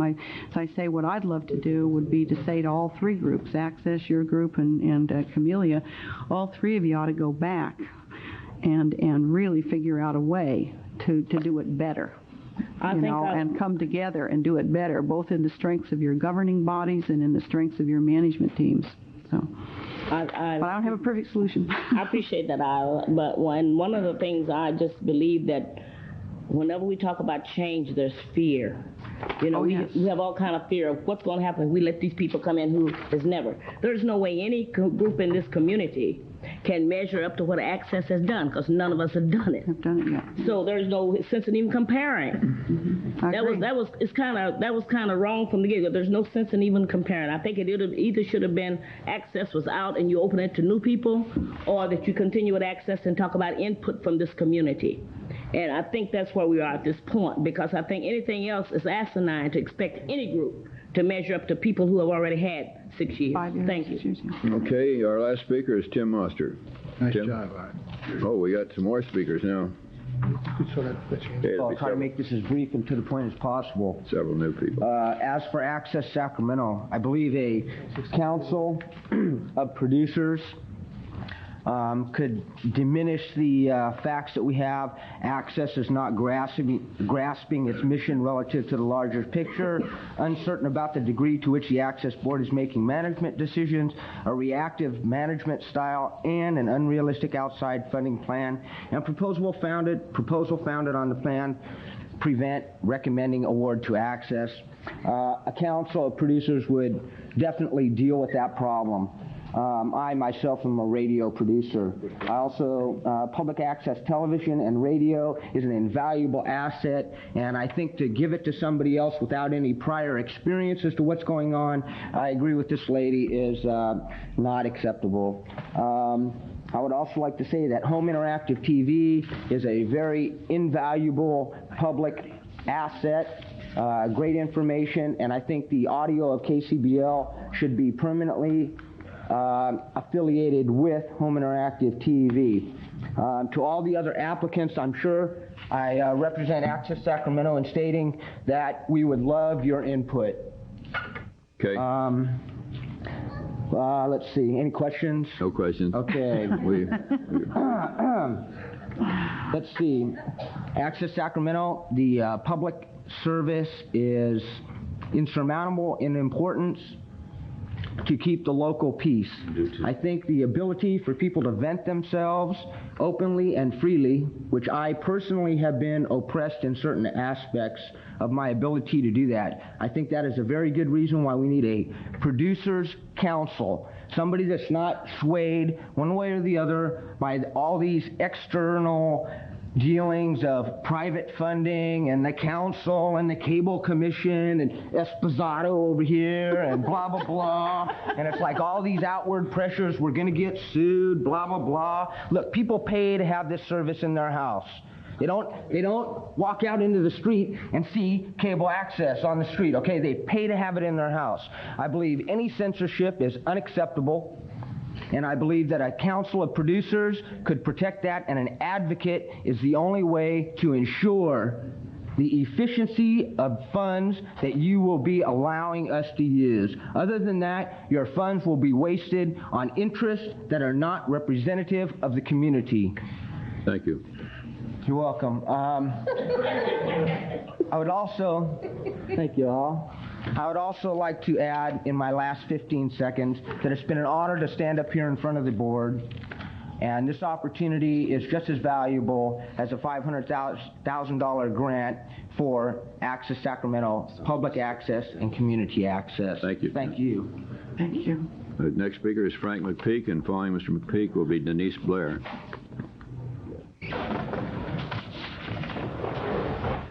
Oh, Frank. Hi. I'm Frank McPeak, and among other things... if you just stand in the middle of those two mics, Frank, they pick you up quite well. Put them in here. Yeah, they do pick you up. And for the last 5 years, I've been associated with the Access Sacramento. I was 3 years on the board. But listening here today was kind of interesting to me. The real problem is you people. You don't know what you want. That's true. Nobody knows what they want. True. And yet you're telling us what to do. And in that 3 years that I've been there, there's been really no communications from the board whatsoever. If it wasn't for those 2 programs that came up, I don't know whether you'd even be here now.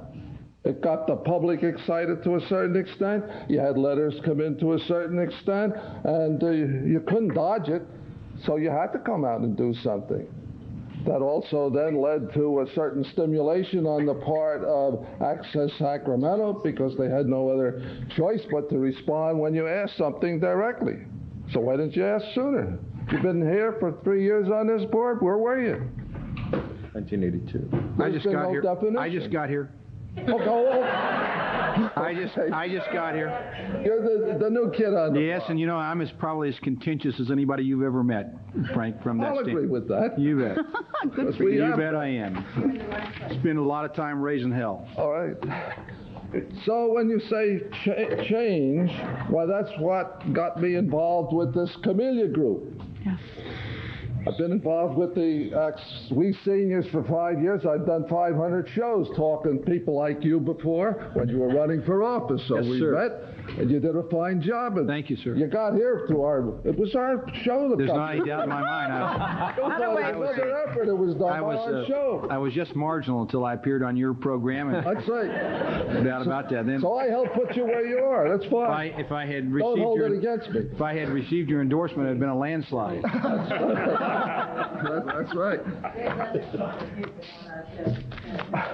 So what we have here insofar as this Camellia bit, it's simply a new effort.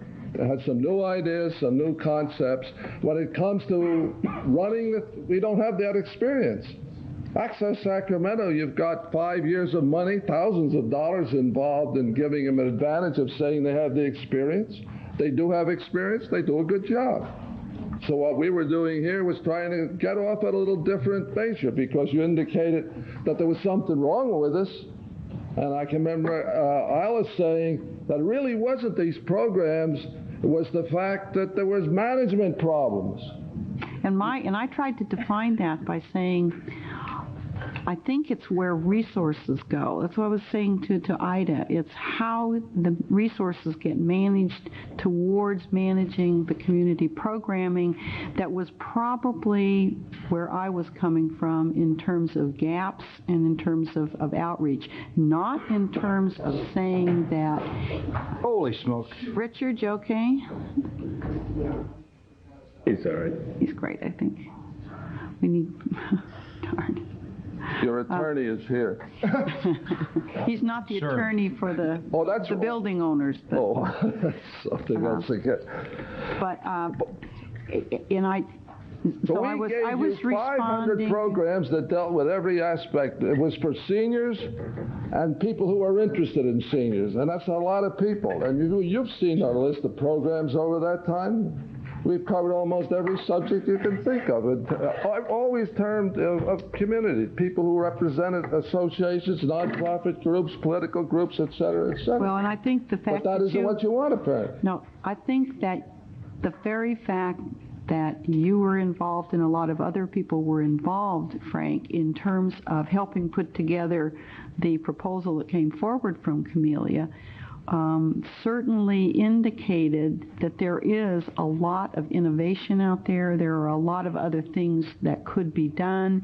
I think that's the same thing that the Connections proposal showed. It certainly was something that showed from the stance that the downtown district took and some of the others. To me, what it did was it showed that there are a lot of possibilities in how to manage resources and how to get programming on.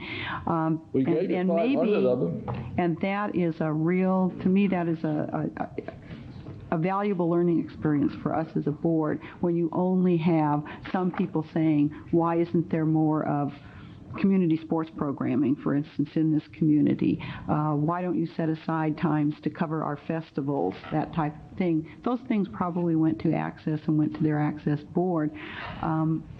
But that's the only response I can give you, that I really felt that we were 5-6 years into this process. This was not a process that this Cable Commission designed, by the way.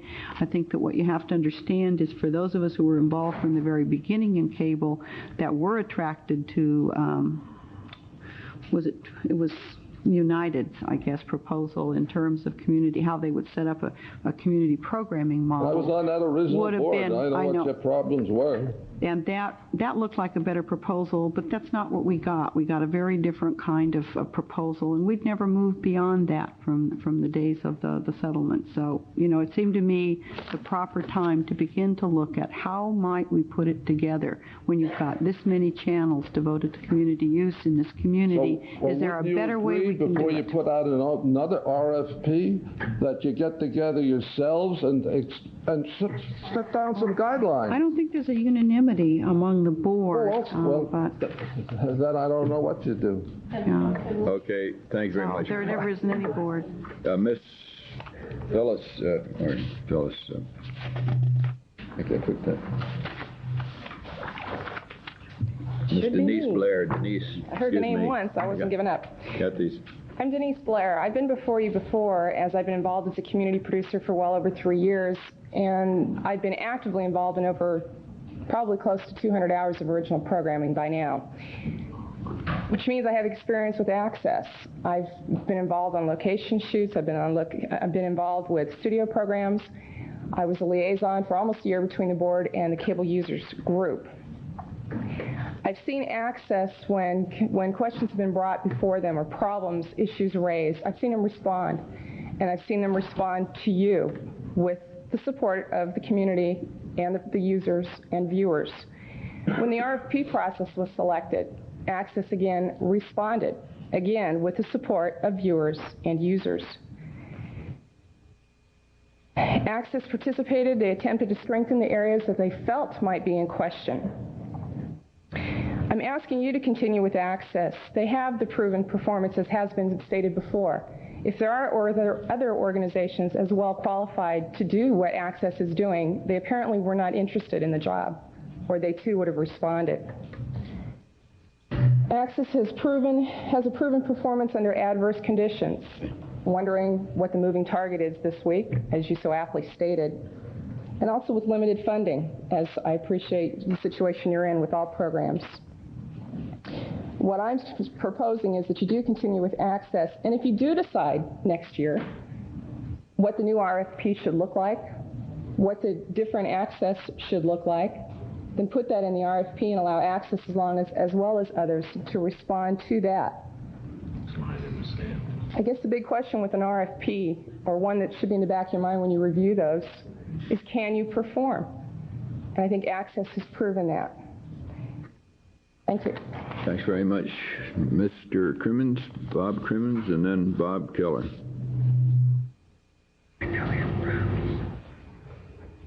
Hi, my name is Bob Crimmins, and I'm the producer of Health in America, and I've had a program on Access now for over 6 years.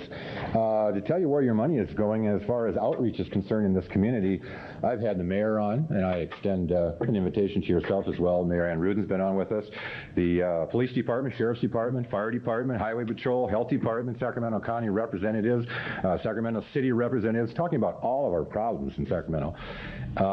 District attorney's office, all of it. I mean, I could stand here for 3 minutes and tell you all the different people that we have as far as outreach is concerned. So, I don't think we should even hear that anymore, that we are doing an excellent job of outreaching at Access Sacramento.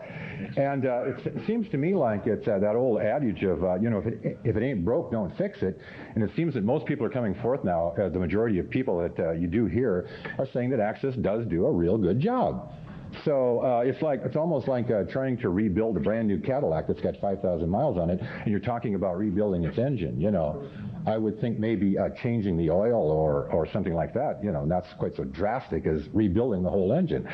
But nevertheless, it's just that Access has done the job that I think everyone would agree has been the finest that you can get. And as you talk about trying to find a perfect group, you're not going to find one. We are human beings.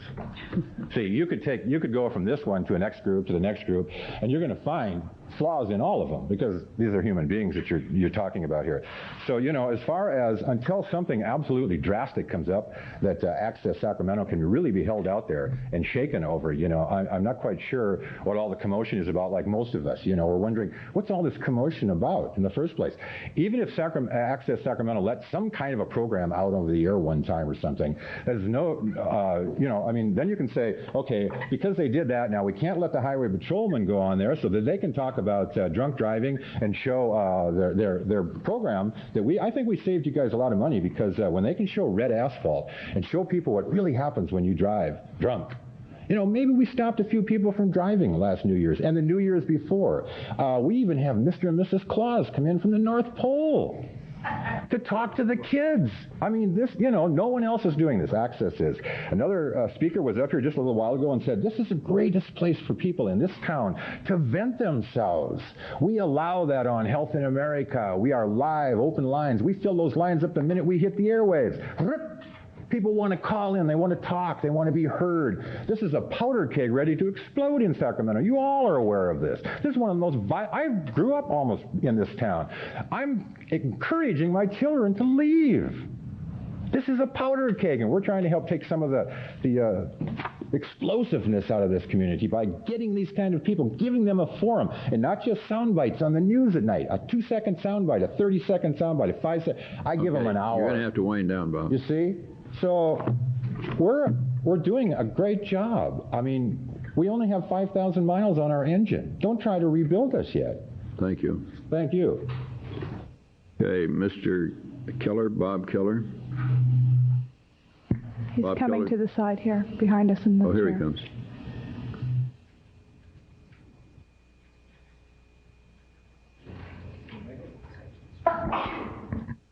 Do this differently. Sit leaders. Come on up, sir. Come on up.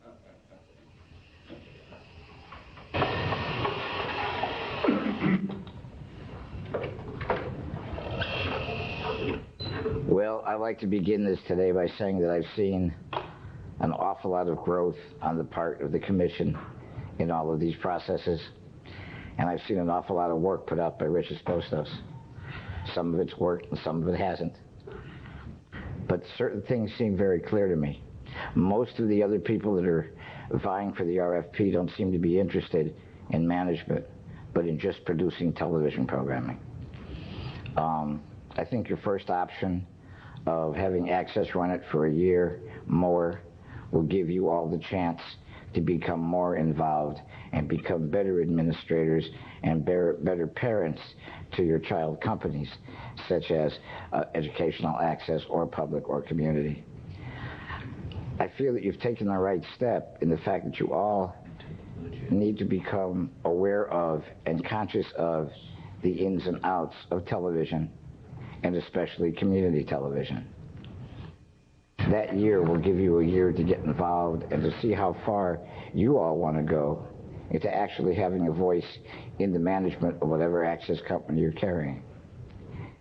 As for having other people have programming on the air, such as Camellia, such as C2000, well, that's what the performance grants can supply. Those organizations can go to the Commission, to Mr. Espostos, and apply for performance grant money to do that programming. Or they could come to Access, where there would be no charge, just a process of certification, and they could do that programming on Access. So it seems to me that anything other than using that year to get the ship tighter, to make its managers more aware, and to encourage more community programming through grants and through actual public access.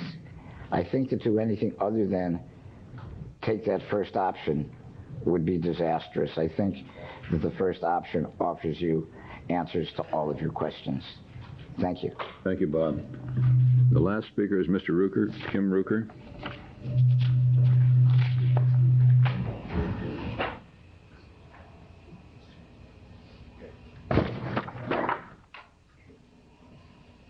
Good afternoon. Thank you.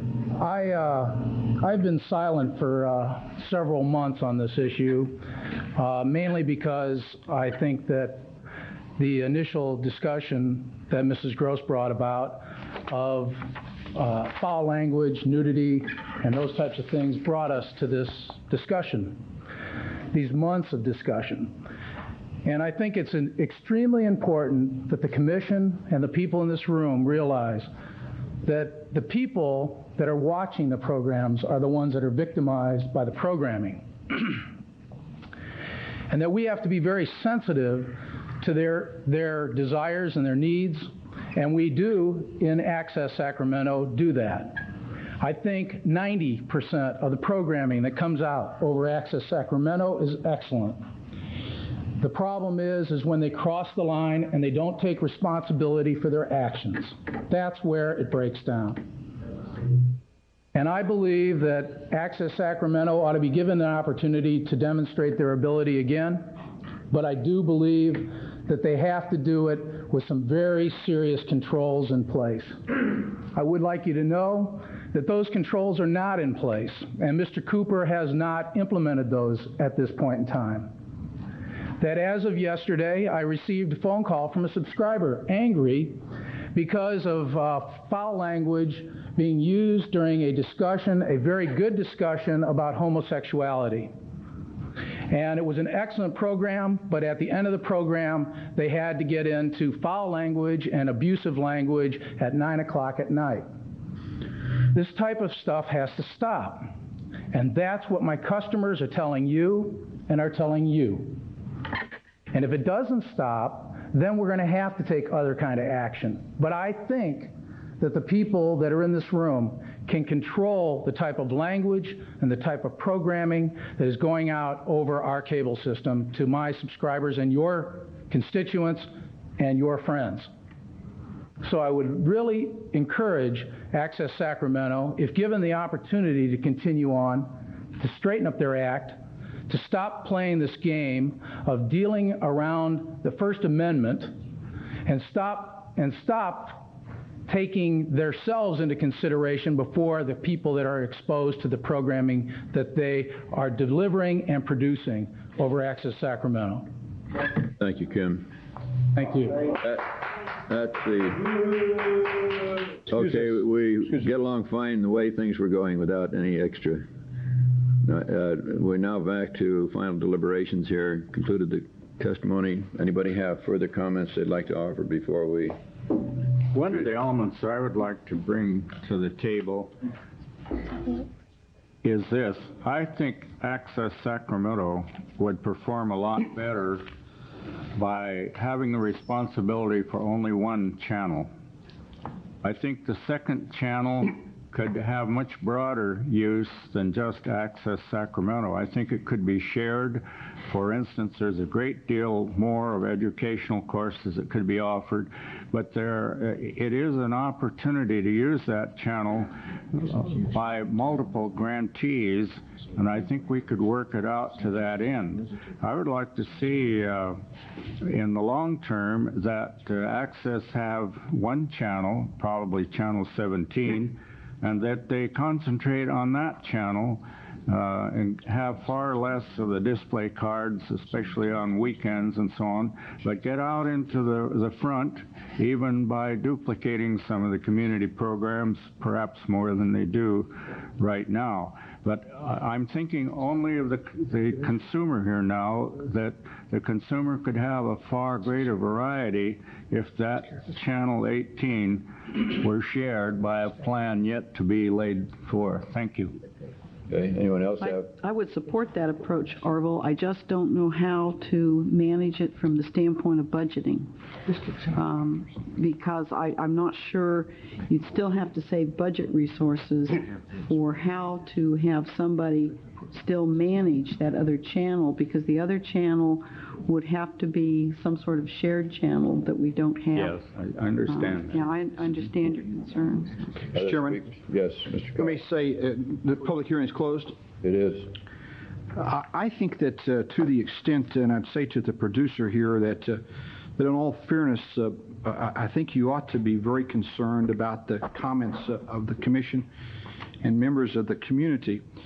From the standpoint, I would move to continue to accept Access as the provider for the channels 17 and 18 for a period of 12 months. During that 12-month period of time, it would give us the opportunity to put together, for lack of a better term, the concept of a managing company. Recognizing that it might very well be Access or someone similar to them, But to give them the opportunity, I'm a little disappointed to have Mr. Rucker come this afternoon and tell us that he continues to receive complaints, but I grew up in an environment where my dad said to be forewarned is to be forearmed. And if it's a situation where you're just intent on giving the channels away, that's an entirely different situation. But I would say that we proceed ahead for a period of 12 months with these two channels. We work vigorously during that period of time to bring about a management company for the oversight of the 6 channels that we have, and to move ahead in good faith with access, recognizing they don't have the ability to hit a moving target, and that's frankly what the analysis was of the RFP. They were granted the number 1 position, and then we looked at alternatives number 2 and alternatives number 3. And so with that, I would make the motion that we extend this for a period of 1 month. 12 months. 1 year. 12 months. 1 year. I was not empathetic to Orville's recommendation of 90 days because that just simply puts a noose around the neck, and we leave people strung out for another 90 days, and then we do it for another, and then another 90. I think that we can take a year and do this. I also concur with Mr. Frank McPeak when he said that this board needs to come together to decide what its goals and objectives are so that those people who are interested in these channels have some opportunity to make a presentation that makes some sense.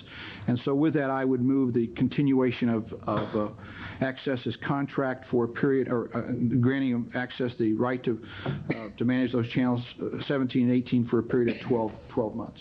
Are there other comments? If not, I'd second the motion and get this thing going. Fine. Any comments? I don't have any objection to the 12-month plan. I'm glad to hear it. I wanted to get some kind of gap in our decision-making for final long-term, so I have no objection to that. Mr. Blair wants to make a comment. Mr. Chairman, a question to the moving party. There were two, the commission has previously approved the entitlement agreement. Does your motion include pursuant to the entitlement agreement that the commission has approved? And or subject to this RFP. In the form that was previously approved by your commission. And secondarily, the commission has today added conditions to its own budget to review subsequent and possibly revise that budget. These agreements have historically been on a year-long basis, which would preclude the review that the commission earlier voted in this meeting. I'm not sure that it would. I think that that we have they can accept it on the condition that this board may change its mind in terms of funding as we get down the road. I don't think that that's an impediment at all. I have language that would do that. I would suggest that you condition your approval of the grant to the entitlement agreement on the form previously approved, subject to such budgetary adjustments as may be subsequently ordered by the commission pursuant to its budgetary adopted conditions, which you did today. All right. Did you want me to repeat that? No. I would suggest that you authorize execution of the entitlement agreement in the form previously approved by your commission for a 1-year period with Access Sacramento, subject to such budgetary adjustments as may subsequently be ordered by the commission pursuant to its budgetary adoption conditions. I do. May I ask a clarification? Does that or does not mean that in the year they will really be operating as they put forth in the RFP? I mean, that's the important question to me. Are we indicating that in this year they will operate per the RFP? Could that not be the other option? Sure, you can do that. Should the RFP, but just for 1 year, and then in a subsequent motion or subsequent direction in the next months, we can more refine maybe what you might want to look at the end of a year, but you could also then have that opportunity in which to see how Access operates under this RFP that they submitted for that year. There's two separate issues there that I want you to be very clear that you're addressing one way or the other. Right. One is the entitlement agreement, which you negotiated with a committee representing all the grantees, including Access and their lawyer. The RFP is unclear. It is ambiguous in terms of prospective changes, for example, on commercial purposes. They imply, but they offer no language, so we have no alternative language. We don't want to have any misunderstanding as to what you've approved. If you approve the continuation of the grant on the amounts indicated in the form you've previously approved and negotiated with them and their representatives, that eliminates that ambiguity from the RFP. The second aspect is that this whole matter of subsequent budgetary conditions is an entirely separate matter, because if you're going to review this in September or October and you want to make changes this year, I don't want to have you in a spot where you can't go back and address this. And historically, this grant procedure has been on a year-by-year basis, done at the same time we do our budget. But you've put a condition on your budget. I thought you'd like to have that condition on this grant as well. I think that we can ask the Access people to come forward and see whether or not they've understood clearly that this commission is interested in as skinny a budget as possible, and it may mean some reduction in their grant. Are they prepared to accept that? If they're not, let them step aside. Who would come forward? Mr. Cooper, Mr. Ickes? Well, let's hear him say it. That's right. We don't know what that amount is. We know it could be as much as 20%. You've heard comments offered by the attorney and by the maker of the motion. Did you get all the details you need in order to give an answer? Our question now is with reference to your willingness to accept certain modifications or changes. With one preface, and that is, as we stated in the RFP, the current 456 with the 10% reduced for the performance grants, the total reflects a 29% difference between this year's budget and the 456 figure. What we've proposed within the RFP in terms of, I think, the central issues of program management, the work of the board, the interface with this commission, I don't think that's a budgetary constraint. The only concern that I have is that in truly going forth and truly answering the question that I think Mayor Cerner raised last June of what are you going to do in 96, that we respectfully will look carefully. We respect the tough decisions that this commission and the other constituency bodies you serve on have to choose to do, and we'll work within those guidelines. Wait a minute, Ron. Let me cut to the chase here. The question is that if this board decides to cut its budget, it means you don't have the same amount of money. The question is, are you willing to accept the responsibility of 17 and 18 with a grant that may be less than you think that based upon this board making some across this commission making some across the board cuts? That's the issue. So what's the answer? Well, the answer from the executive director is yes. This is also, I think, an important issue to raise with the board. I think that as far as the board is concerned, I can speak with some feeling that they would support this, and I think the board would say yes to it. Are you prepared to commit for the board, or do you not have that authority, Mr. Ickes? Well, I'd have to take it to the board, Mr. Cox, to get the authority, but in the meantime, I think that... why don't you just give us that assurance? I can speak to the sense of it, and I think the board will support that. Yes, Mr. Cox. Mr. Cox, if that's your order, the agreement will be so conditioned and they can accept it. Fine, that's my motion. Condition on the basis that the board is approving of whatever is finally offered to you here. I guess the point is I don't think this board's going to be capricious in its reduction of grants to the extent. I think that what we're trying to do is to get a skinny budget as lean as we can in terms of the operation and maintenance of this entire agency. Commissioner Cox, I will be resigning at our annual membership in about a week's time. Until then, I'm still chairman, and I can assure you that the board will accept a reasonable across-the-board cut. Of course, we are a public servant as well as you. Sure, I thought you would. Sure. Okay. Could I ask Any other comments from the members of the commission? It's extraneous to this. Let's get this motion done first. Okay. I'm going to go back to a letter that we received from Access, though, but I think it goes to all grantees. Okay, we have a motion before us, and will you please call the roll for a vote? Grantland Johnson. Panay. Aye. Collin. Yes. Castanis. Aye. Cox. Aye. Fletcher. Aye. Yee. Aye. Toby Johnson. Yes. Thank you very Motion much. carries. Thanks everyone who attended the meeting today. We wish you all good success, and we hope that our programming problems will not be anything but upbeat from this point on. Okay, I have one question of staff, and this relates, though, I think it's a broader issue than just Access, but it came in Access's letter to Rich that dealt with these proposals. It talks about the grant agreements. I made an assumption on that it meant the grant agreements that you referenced, okay, these agreements with all the groups. And they did have two problems with that draft agreement. Have those been resolved? No, they have not. Okay, so the draft agreement, I would suggest that each commissioner take a look at that, because then I assume those are going to come back on our agenda, because but one of them deals with money specifically. No, we took, those are all included.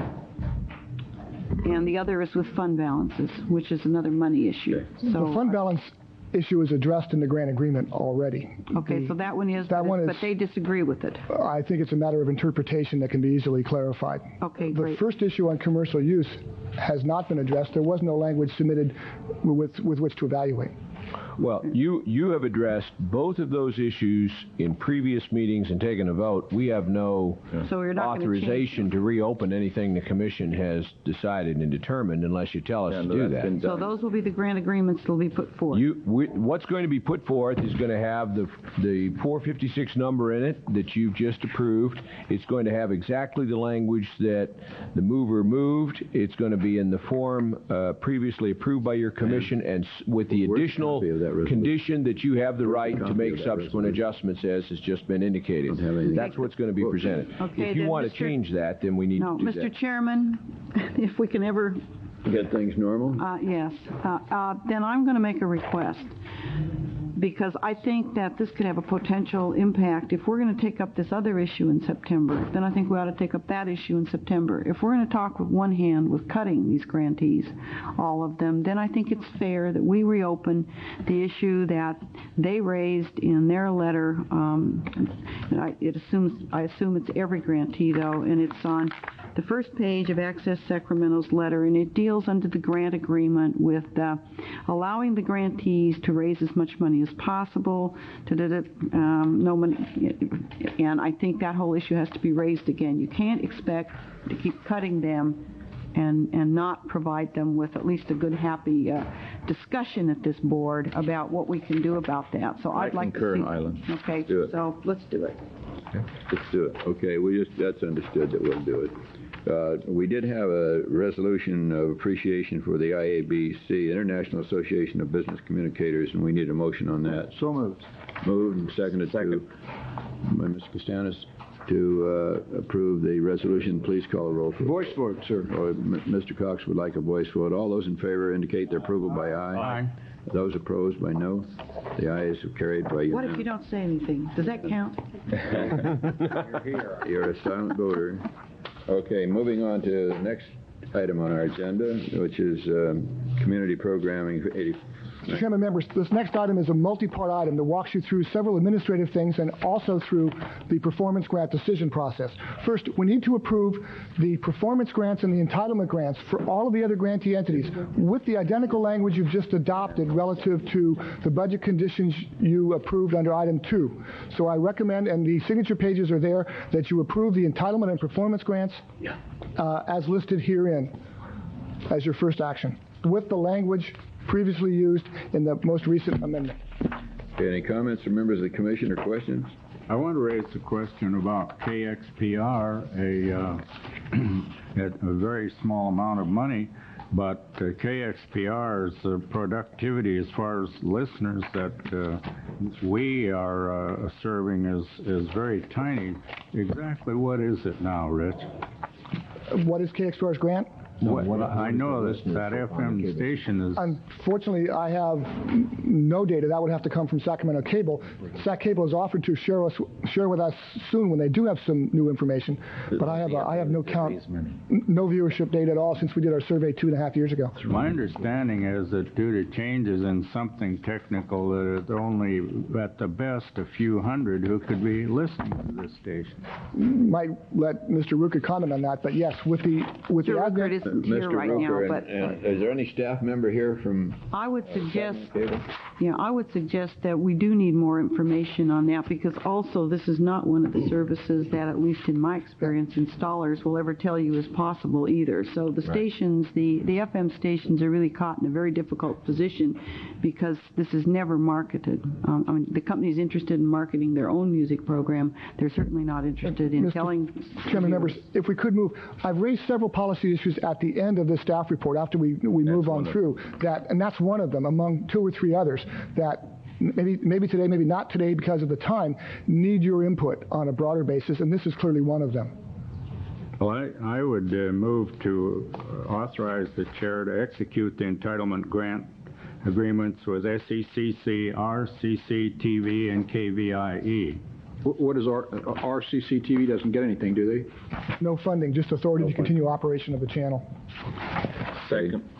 Moved and seconded. Please call a roll for a vote. Why are we leaving KXPR out? Well, I feel that until we get better information, that we are entitled to handle it that way. If I'm wrong, I'd like to hear it from somebody. No, I didn't know you'd exclude them purposely. I thought we were going to handle that separately under the... I thought you were going to make some sort of an arrangement if there were some problems. But I'd like to... Yeah. Mr. Fletcher just made a motion, however, without KXPR in it, and that's up to the chair. I'd like to offer a friendly amendment, and that is that because there is some question about whether or not they ought to be funded, that we divide that grant into 12 months and extend 1 month of operation as a courtesy, and then have the opportunity to review the other 11/12ths. So we would extend until our next meeting? Is that what your intent is? On KXPR. As long as we give them the ability to, if we're not satisfied, then we've only invested 1 month or 2 months. 1 month would give them. We'd either fund them for the remaining 11/12ths, or we would only fund them for 1/12. So that gives us some flexibility. If we could, Mr. Cox, you'll see later in the next item down that schedule-wise, I'm recommending that we skip the July meeting in part because of where you all be with the other hats on the budget. And we don't meet again until July 22nd or July 23rd. If your language would say 60-day continuation. Yes. Yeah, 60-day continuation. Okay. Is that agreeable, Mr. Fletcher? Agreeable. Okay. That's agreeable. I'll mean the second. Okay, the second now in place. The motion is made and includes KXPR with a 60-day proviso that if at the end of that time we find, after investigating, that there are problems or question unresolved, we'll terminate. Okay, call roll for a vote, please. Grantland Johnson. Panay. Aye. Collin. Yes. Castanis. Aye. Cox. Aye. Fletcher. Aye. Yee. Aye. Toby Johnson. Yes. Motion carries. Okay. Item 2, Mr. Chairman, takes us from the administrative agreements, the entitlement and performance grant agreements, which you just approved, and brings us to the specific grant applications and the actions that put money behind these master agreements. We're leaving the old 5-year 1988 agreements and moving into the new agreements. There's a transition period. The old process called for grant applications in August after your budget was decided. The new process, as recommended, brings the grant applications into line with your budget. Right now, we're between that. The recommendation in sub-item 2 is that you continue existing funding, current levels of funding, until your July 22nd meeting, and direct your grantees to comply with the entitlement agreement in the current time frame, meaning the submission dates of May are already passed, and submit grant applications to you by the end of the month. Mr. Chairman, I am personally not interested in going out for RFPs for SECC, KXPR, KVIE, as recommended by staff in this section. I encourage... We're only dealing about sub-item 2, though, at this point. We haven't gotten to that. Haven't gotten to 3 to 4 yet. This is only 2. Are you still on 2? This is just 2. This is Move adoption of the resolution as presented. Second. Okay, moved and seconded to approve the resolution with regard to the Sub-item 2. Yeah, okay. Okay, motion, moved and seconded. Please call roll for a vote. Grantland Johnson. Panay. Aye. Collin. Yes. Castanis. Aye. Sorry. Cox. Aye. Fletcher. Aye. Yee. Aye. Toby Johnson. Yes. Motion carries. Okay, On award. sub-item 3, I'd like to call your attention to page 3 of the staff report. That's item 4. This is the performance The grant. performance grants. You decided to allocate 10% of your overall funding for community programming to a competitive process called performance grants. We went through that process, and the rankings on this page were recommended to you by an independent panel. I'll comment to you that the procedure and the process was new. We'll come back to you in September with some comments on the process and some ideas for changing the process next time. The point is, an independent panel reviewed the grants, makes this recommendation. Under the process you agreed to, the ultimate decision is yours. You were provided a summary as well as the complete detail of the grants, and now it's your determination, in any discretionary way you desire, to move proposals up, down, below the line. It was agreed upon that at the review committee level, no changes in the budget would be undertaken. Those negotiations would occur at your level. With that, whatever your pleasure is. I have a question. My understanding then of the recommendations before us from the review panel is that they looked at each of these applications. They took at face value the funds requested. That's correct. They did not try to massage the funds around or get into the budget detail of what it would really take to produce, and they used up the money, and so they ran out. So it says nothing about how good they thought the rest of the proposals were. It was just that they only had enough money to fund the ones above the line. That's correct. Okay. So what's the motion? Move adoption. Moved and seconded to it. Who's second? I will second it. Okay, Mr. Benet. I have a question. I was encouraged by the work done by KVIE and SECC regarding their plan to put together a strategic review for the next year. We're still on the performance grants, Terry. We're not on that one I'm sorry. yet. Again, I thought you're on 3. I'll second that motion, Terry, when you get to it. Let's do number 3 first. In number 3, on the table, and you've got to get there. I am hungry. Within number 3, I want to point out, because the commission staff has worn two hats somewhat in this regard. Staff is making no recommendation to this, but I want to point out that the review team placed you directed staff to apply for a planning commission grant. They placed that below the line. So the recommendation that before you would not fund the planning commission grant. We saw that. Okay, I apologize again, Mr. Chairman. I have a question. I see program after program till we get to truck camera upgrade. That doesn't sound like much of an interesting program. What is it? There's some questions of title. We can look at the summary page, and it's described there, and you have it in detail. It's a increased activity with the access van. They would do a lot of programming, but they have to do something to the van to do it. I thought this was for programming, variety in programming. Funding for this grant would allow for purchase of equipment which would significantly enhance the production capabilities of the Access remote truck. With these capabilities, Access would be better prepared to produce quality productions of community events. Okay. That's the summary, and then the detail is included. I have a new understanding. Okay, Janet Gross wanted to make a comment on this item. Where's Janet? Janet Gross? She's gone. She's gone. Good. He didn't mean it that way. He was just talking about from an expedient. It's good that we had validation of my call to the audience. Okay, Mr. Cooper. You are here, Ron. And you're going to carry them all, right? Right. No. Ron Cooper, Executive Director at Access Sacramento. Just to further clarify on the reference to truck camera upgrade, the full title of that is Community Event Programming Truck Camera Upgrade.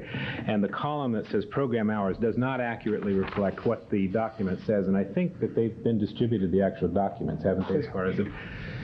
So just to cut to the chase there, what is proposed there is a cooperative relationship with the other grantees, much in the spirit of what we've been talking about for months and months and months, of sitting down with the Ed Consortium, with Metro Cable, with KVIE, and producing a calendar of various events in the community totaling at least 20, with an average of 2 a month over a 10-month period. And this is a way of addressing the kinds of concerns, I believe, Supervisor Collin, that you've raised many times in the past. I think it also anticipates, I think, one of the points that the Downtown Association has raised, and the concern in terms of why the cameras. The cameras on our truck are now 6 years old, and KDIE particularly has expressed interest in this concept without having a truck of its own, but has also said with 6-year-old cameras and with total volunteer crews, that's just not really feasible. So what we're proposing here is to bring the truck up to speed, to use it in a cooperative fashion, to produce 20 90-minute programs covering whatever events those 4 groups decide and whatever that calendar looks like. Just that clarification. Okay. Thank you. Next, another party wants to speak. Jan Philman.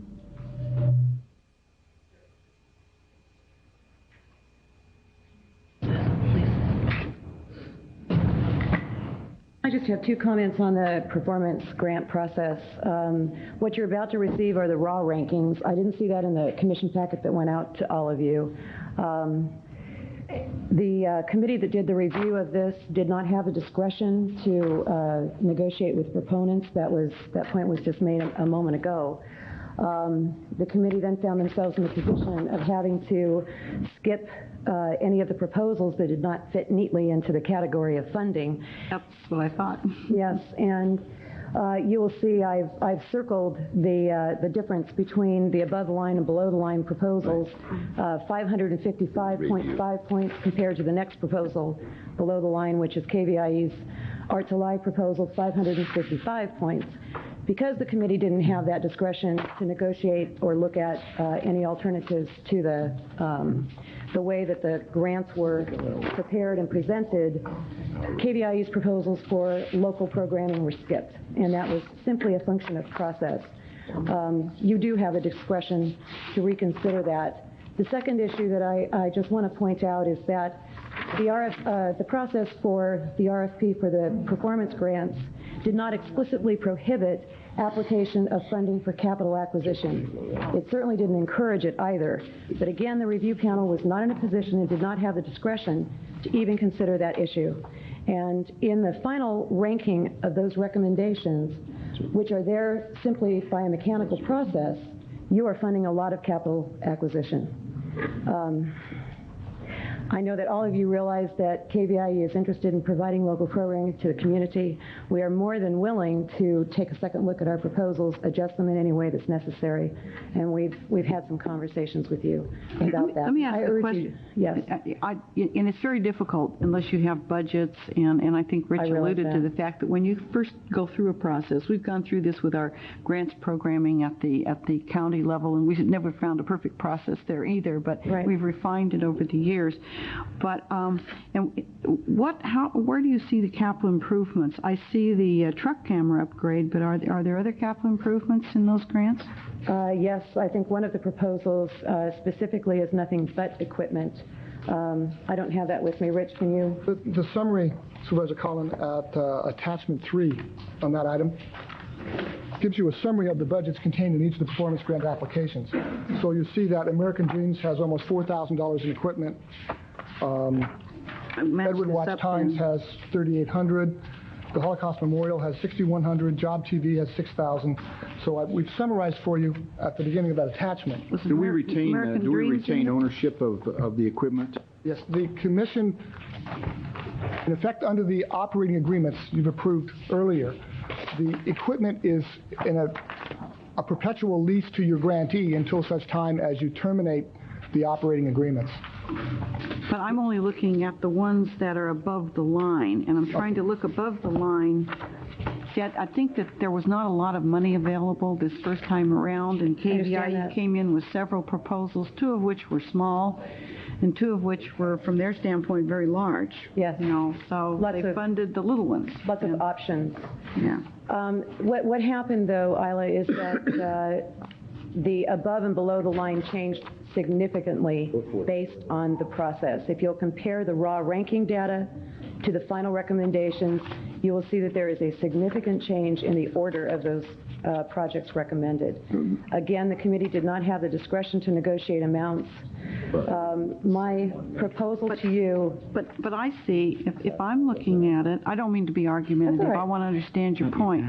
If I'm looking at it, the highest total points of that whole program, all of them are above the line. Not for your final recommendations. Which one isn't? We've got agenda highlights, the Kids Challenge. Let's see, what else? Public service announcements, Edward Watch, satellite, truck camera upgrade, SJ Mentor program. No, now you're moving, I think, on the raw rankings to below the line. And, well, now what's left is so little money that there's no way. So that's what I'm saying. You had very good programs, but there's no money to fund them. Mr. Chairman? Yes. There's a question on the floor, and I don't mean to rush the debate, but this is not a perfect world, and it's the best we could, looks to me like was the best could be done under the circumstance, and we ought to move ahead. We can. We'll try to look at the program better next time. There was a motion. There's a motion on the floor. Who had the motion? Panay? I made the motion. Oh, you made the motion, Panay gave a second? Yes. Okay, just want to keep everything in order.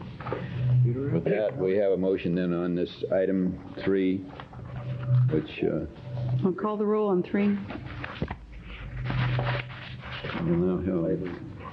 It's a sub-item 3. We're at sub-item 3, award performance grants. Please call a roll. Have a motion in support of the recommendation. Grantland Johnson. Panay. Aye. Collins. Yes. Castanis. Aye. Cox. Aye. Fletcher. Yes. Yee. Aye. Toby Johnson. Yes. Item 4, approve education function. This raises several issues. Recall that 2 meetings ago, you directed staff to prepare an RFP to put to bid the other functions of your community programming activities. You specifically directed that the government programming function not be included. I have prepared the RFP in accordance with those directions and raised for you 2 issues within that.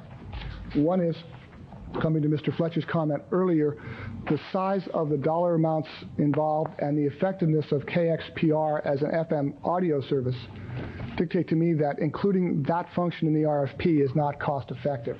And I've outlined several alternatives and suggest that you may wish to direct staff to explore with KXPR some other options on use of those resources. Secondly, on a much broader basis, and I'll ask Brent to back me here if necessary, you accepted programming on the religious channel, the religious channel 20. You inherited that. You never made a conscious public decision to provide public resources for religious programming. If you include them in this RFP, you will be making that decision. And I believe, and again, Brent can articulate better, that you're stepping into a legal area that we should not step into. It's staff's recommendation that you either continue the status quo, don't change what you've got now relative to RCCTV, or that you direct staff to look at some other options in implementing that. If you make a conscious decision to award as competitive bid public resources for religious purposes, I believe you have problems. Terry's turn to make the motion. He hasn't done it yet. Is it now? Now, Terry, it's now. Make your motion. Rich, you put the words in my mouth. Status quo. Second. Motion for status quo. But I do want to acknowledge the work done by KVIE and SCCC and do encourage them to pursue the suggested outline that they gave us. That was the part of the original motion that got us to the point where we now have a year to be. I think so. Okay, with all that being said, please call a roll for a vote. Grantland Johnson. Panay. Aye. Collins. Yes. Castanis. Aye. Cox. Aye. Fletcher. Yes. Yee. Aye. Toby Johnson. Yes, we're now at item 5. Mr. Chairman, if I may, I'd like to raise one policy issue, again, just to bring it back to you in a future meeting. You have before you an issue of effective use of public resources, and I use the example here, extending from KXPR now to KVIE. Is it your desire to continue restricting your resources to cable-only use? For example, in funding any one of the programs, and this did surface in the performance grant application, KVIE is going to air those programs on Channel 6. I would like to bring back to you some more thoughts on this policy issue of, is it your desire to restrict the resources to cable only? I point out that in Sacramento, approximately 52 or 55% of your constituents, of the homeowners, take cable service. Putting the resources there only eliminates the other half. Some of the discussions have had with grantee managers, for example, could be that some of the educational programming could reach a broader community, therefore get more bang for your buck if it was carried on broadcast television, and maybe we should be negotiating that. On the other hand, the theory is that it's cable subscribers who are paying for the services, therefore they should be the ones getting the benefit. The counter to that theory is that it's the use of the rights of way in your backyard and my backyard, and if you don't happen to be a subscriber, it's the rent for your property that is benefiting the community. I'd like to bring that back to you when we have more time. Okay, we'd like to hear about it. No Thank you, Rich. Bring it back to it another time, and now moving forward with Cable Act implementation. This item follows from our special meeting last week where we addressed or discussed the Cable Act of 1992, recommending today 3 steps. One, that you authorize the chair to execute the form attached to the resolution or its equivalent. Thank you. That you request Sacramento Cable and your other licensees to review the draft regulations that we've provided attached to the staff report for your discussion. And then, for the reasons I mentioned earlier, you have a very busy July. Your next meeting comes very soon. I recommend that you should meet again, assuming you approve recommendation 1, on July 23rd, which is a Friday. We've checked your schedules, and most of you are clear. We have enough for a quorum. To, at that time, look at the status of implementation of the Cable Act and move forward. So I'm recommending that you cancel the regularly scheduled first Thursday in July meeting, reschedule for July 23rd, and because right now it appears that we can conduct adequate business on July 23rd, that you then cancel the first Thursday in August meeting. Those are the 3 recommendations. Mr. Chairman, I have some questions about this ordinance. Okay, we'd like to hear your question. Thank you, sir. Let me ask council whether or not under item number 2 on attachment 2, it says that you're asking this board to adopt the Cable Act of 1992 and the FCC rules and regulations implementing the Cable Act by the Commission. My question to you is, what if we don't? And I guess what I'm really saying in a different way is I don't know that it makes any difference whether this board adopts those rules and regulations or not. We probably are governed by them whether we formally adopt them or not. No, this is a unique approach to regulation at the local level. The only regulation under the Cable Act is at the local level, and it is an incorporation by reference procedure. So unless you incorporate it by seeking the certification, it doesn't happen here. So you would be a hole in the national coverage, so to speak. But that's the legislative scheme here. It's a little bit unusual. But it isn't that you need to adopt the Act. You need to adopt the regulations promulgated pursuant to the Act. But your language here then, and I'd ask you to clear that up, so it says adoption of the Cable Act of 1992 and the FCC rules.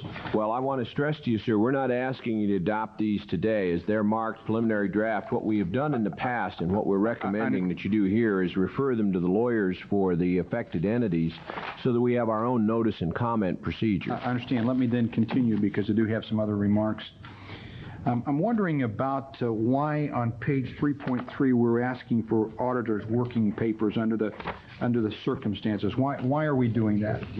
Really to save money. The purpose here behind this particular provision is that a number of factual assumptions will necessarily be made in terms of allocation of resource cost. As we explained to you last week, there's a tension here since the cable company could shift the cost, which is accessible to the subscriber for equipment, from the, in effect, the overall subscription charge over into equipment or vice versa.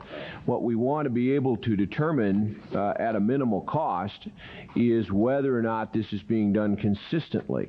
The work papers would allow that. What we've done is created a proceeding whereby the papers can be held in a proprietary fashion so they would not become public record, but it would allow the commission at a relatively low cost to have an expert accountant look at it and determine whether or not the assumption functions and procedures employed. Let me ask you the question as it relates to the legal profession. Would we therefore be entitled to the work product of the attorneys as well? No. No, what we're doing here, accountants' work papers are merely the documentation of what they did in preparing an audit. In this case, they would be submitting an unqualified opinion that the forms that are submitted to you are fairly and accurately presented. But they would retain in their work papers the documentation as to how they arrived at those conclusions.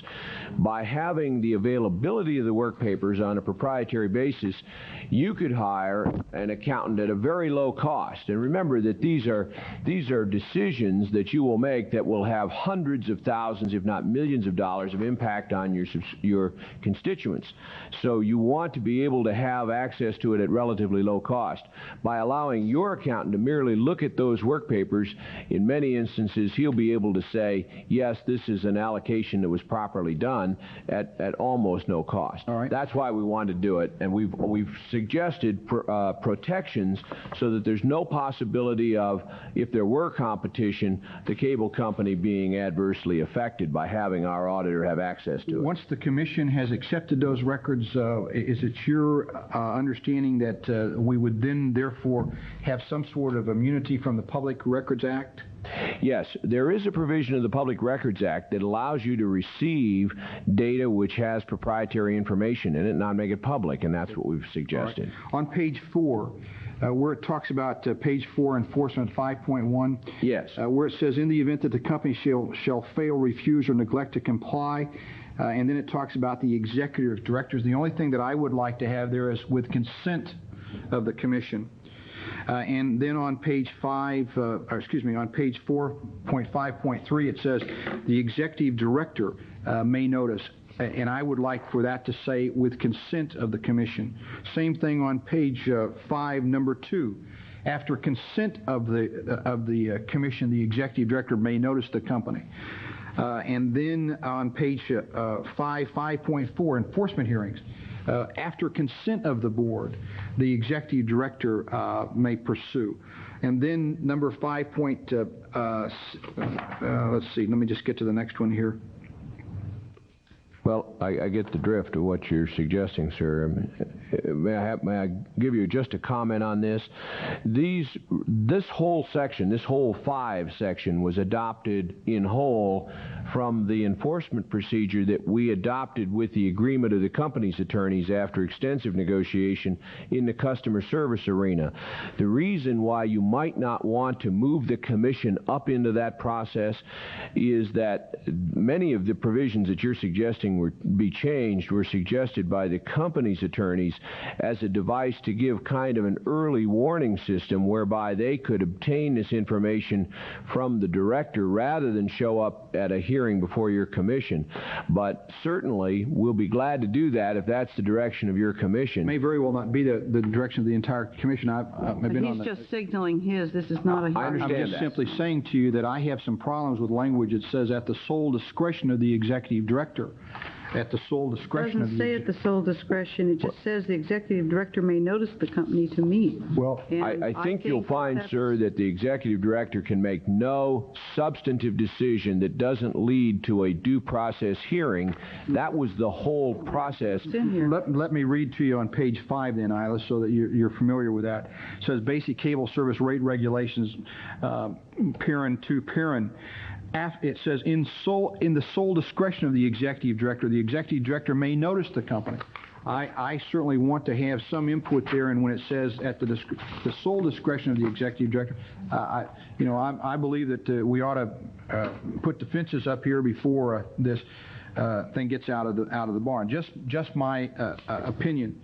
And then I am concerned that while it looks to me like that we ought to have some monetary sanctions, I consider these to be punitive and not only punitive but excessive for a on page number 7.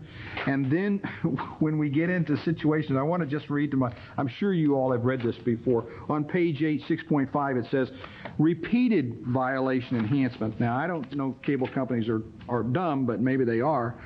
It says if you do it in 24 months, the penalties are quadrupled, and the third violation there's even more than that. I just wonder what we're attempting to do here.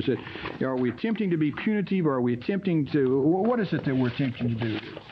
Well, sir, if you'd like my response, when we negotiated this with the cable company's attorneys, what we were attempting to do was match the penalties with the corresponding economic benefit for violation.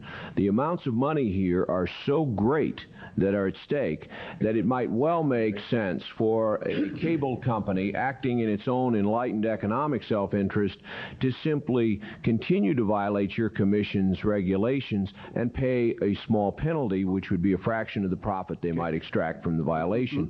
This provision, sir, was negotiated with a view toward avoiding that outcome. I understand. I'd be comfortable with those kind of punitive actions if they in fact went back to the subscriber as opposed to just coming to the cable commission. Well, I want to be clear that the only penalties that can be imposed by you locally here is a violation of one of your orders. All of the FCC regulations provide that when they violate those regulations, which you're adopting by reference, the penalty is the rebate to the subscriber, and there will be substantial rebates to the subscriber if, in fact, we proceed with this, we believe.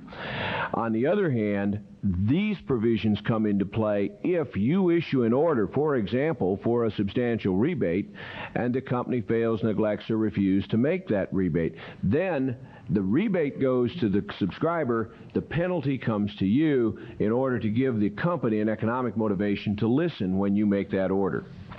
And the idea, by the way, is to avoid litigation so that you don't have to go to court in order to get compliance. Thank you. Are there further questions by any of the commission members? Move, accept, and receive. Receive and file. The action. You need to adopt the resolution. Got to approve the resolution that's just requested. Okay. Are there anyone to speak on this item, Toby? No. If not, well, wait a minute. I beg your pardon. Mr. Rooker. Excuse me, Kim. Otherwise, I was going to move all three recommendations. I'm going to try to do a little better. I've got a dry throat here. Okay. Would you like some water? There is water. No, that's okay. This won't take very long, I don't think. All right. One, I would like to request the commission not sign the certificate. There's a reason for why I would request that they not sign the certificate. One, that we are regulated by the FCC. You have the same power as the regulatory actions allowed by the FCC. We have already told you that we have no intention of violating any laws or breaking any laws, and we are going to be in 100% compliance with the FCC, and we hope to be in compliance as by the law by June 21st. What, in essence, this certificate does, and don't believe that every city in the United States, as a giant umbrella, is rushing out to get this certificate and to have heavy-handed action over cable TV systems, because that is absolutely not true. There are many cities across the nation that have opted not to because they don't want to have a contentious environment between the cable operator and the commission and the customer.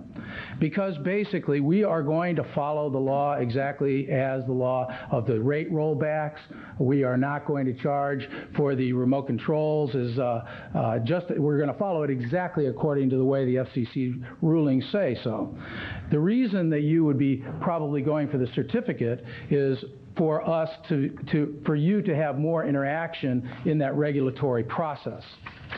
The facts is that if we don't comply, then we're going to be taken to task to the FCC by our customers or by you or by anyone else.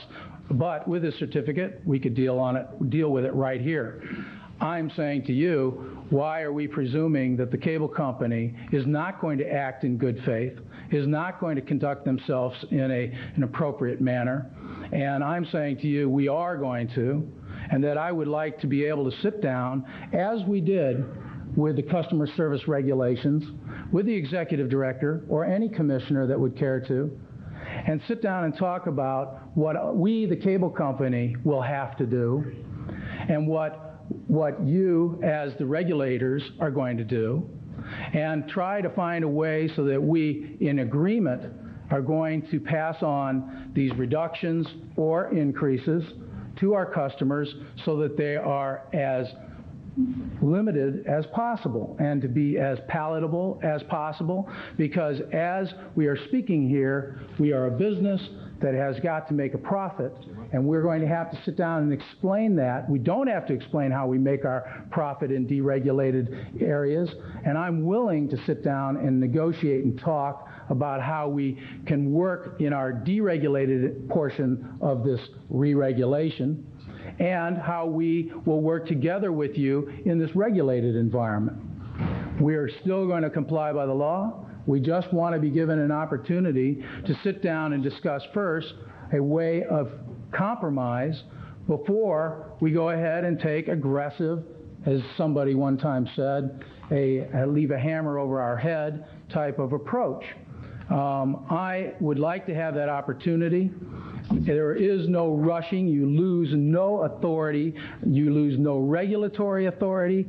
And there are so many issues on the table that are affecting the cable company, that affect rates, that affect all types of things, such as retransmission, must-carry, scrambling, changing of channels, dropping of channels. There are so many things, and they don't impact you. They impact our customers. And therefore, I think it would be prudent on the part of this commission and the executive director to get together with Sacramento Cable, sit down and lay out a format of what, one, they would like to regulate, to what extent they want to regulate, and also sit down and listen to what we would have to do if we took that level of regulation and had to live with it at that level. What would the impact be to the consumer, and what would the impact be to the county and the city and the franchise fees and to all these other issues? I'm willing to sit down, as I was with customer service regulations, and work through these things and try to find out how we're going to treat the customer before June 21st, when we unilaterally have to do something because the law imposes us to do that. That's all I'm really saying. Okay. Any questions of Mr. Rooker? I'd like to ask a question, Kim, because I'm new to this whole thing. On the certificate, the basic question is, will your franchising authority adopt within 120 days of certification and administer regulations with respect to basic cable service that are consistent with regs adopted by the EOC? Thank you. Now, is that offensive to your cable company? Just think about this for a second. You have 120 days. You're going to get the certificate. We're going to follow the FCC. What they're saying is we are going to comply with the FCC, and we have to do that by June the 21st, this month. We have to be in compliance. And I would like to have an opportunity, and the purpose of my statement is I would like to have an opportunity to speak with the executive director, to sit down and to talk about what his and this commission's intentions, to what level they would like to aggressively attack these issues. But it's just a matter of formality. This certificate is not something that you have to do today. It can be done in a month. You don't lose any regulatory powers. It's just a matter of, I would like to be able to get our both sides up on the table first, talk about it, and then if you feel like you have to have local authority to regulate, meaning through the certificate, then let's go ahead and do it. Well, let me ask you a question. You've run for political office, and maybe you haven't. No, I haven't. All of us have been elected by constituents. Many of our constituents have an overwhelming interest in cable television. They've followed it. They have either been very pleased or very displeased, or somewhere in between. But all of them have an expectation that we exist as a cable commission, and we have some responsibility. And I think that would be very difficult for any of us to go to the people who elected us and say, oh yeah, we were given a chance at the local level to adopt this certificate and to get into this. And this doesn't mean it has to be contentious or anything else. And we said, no, we don't want to do it. I don't think any of us in political life can sustain that. I don't think that that's what I'm saying at all. What I'm that's saying, what I hear what you're saying then is, let me try to qualify. Make our constituents go before the FCC rather than here, and I just don't think that's practical. That is a process that they can do anyway.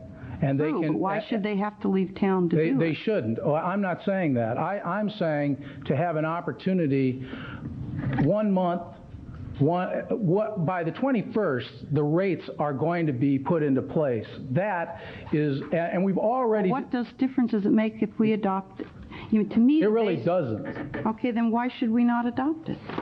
To me, I think we should adopt it today. I think you should get together with Rich. I welcome that opportunity for you to get together with Rich. No one wants a contentious environment, but I also don't want to have to look at my constituents and say that, we didn't do it. I think we ought to do it. And I think, as I say, we ought to encourage you and Rich to get together and work out how this is going to happen and not have it contentious. If it doesn't make any difference whether we have it or not, then it's just a political perception. And I tell you, political perception, we'd better do it.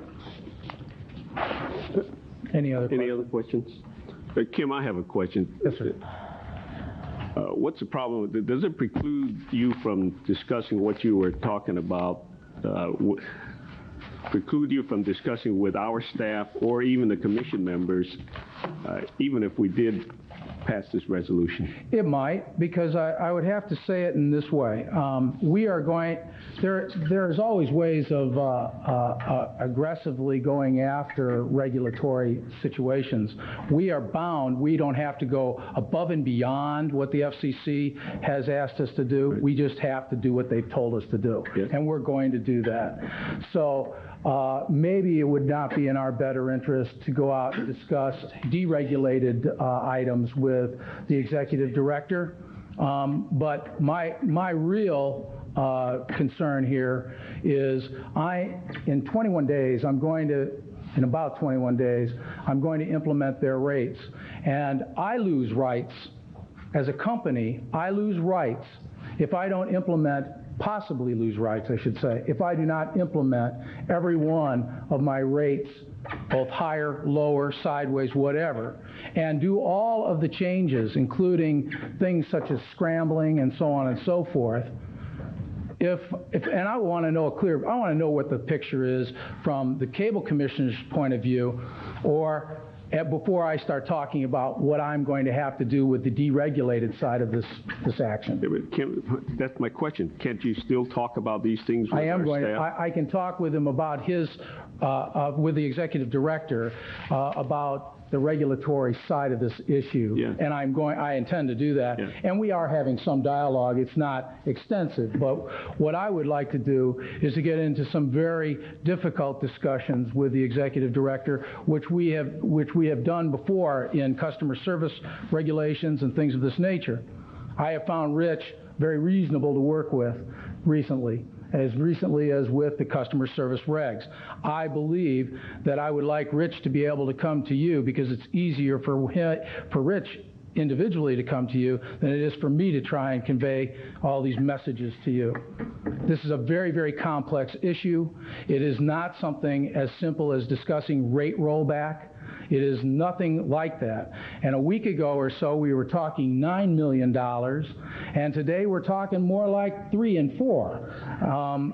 We don't want this to be something perceived by the community as being some sort of huge rollback, and they're going to be mad when they get their bill and they say, gee, I was paying $35 before for cable, and I thought I'd get $9 off my bill, and in essence, they're going to get maybe $1 or $2 or 50 cents or nothing.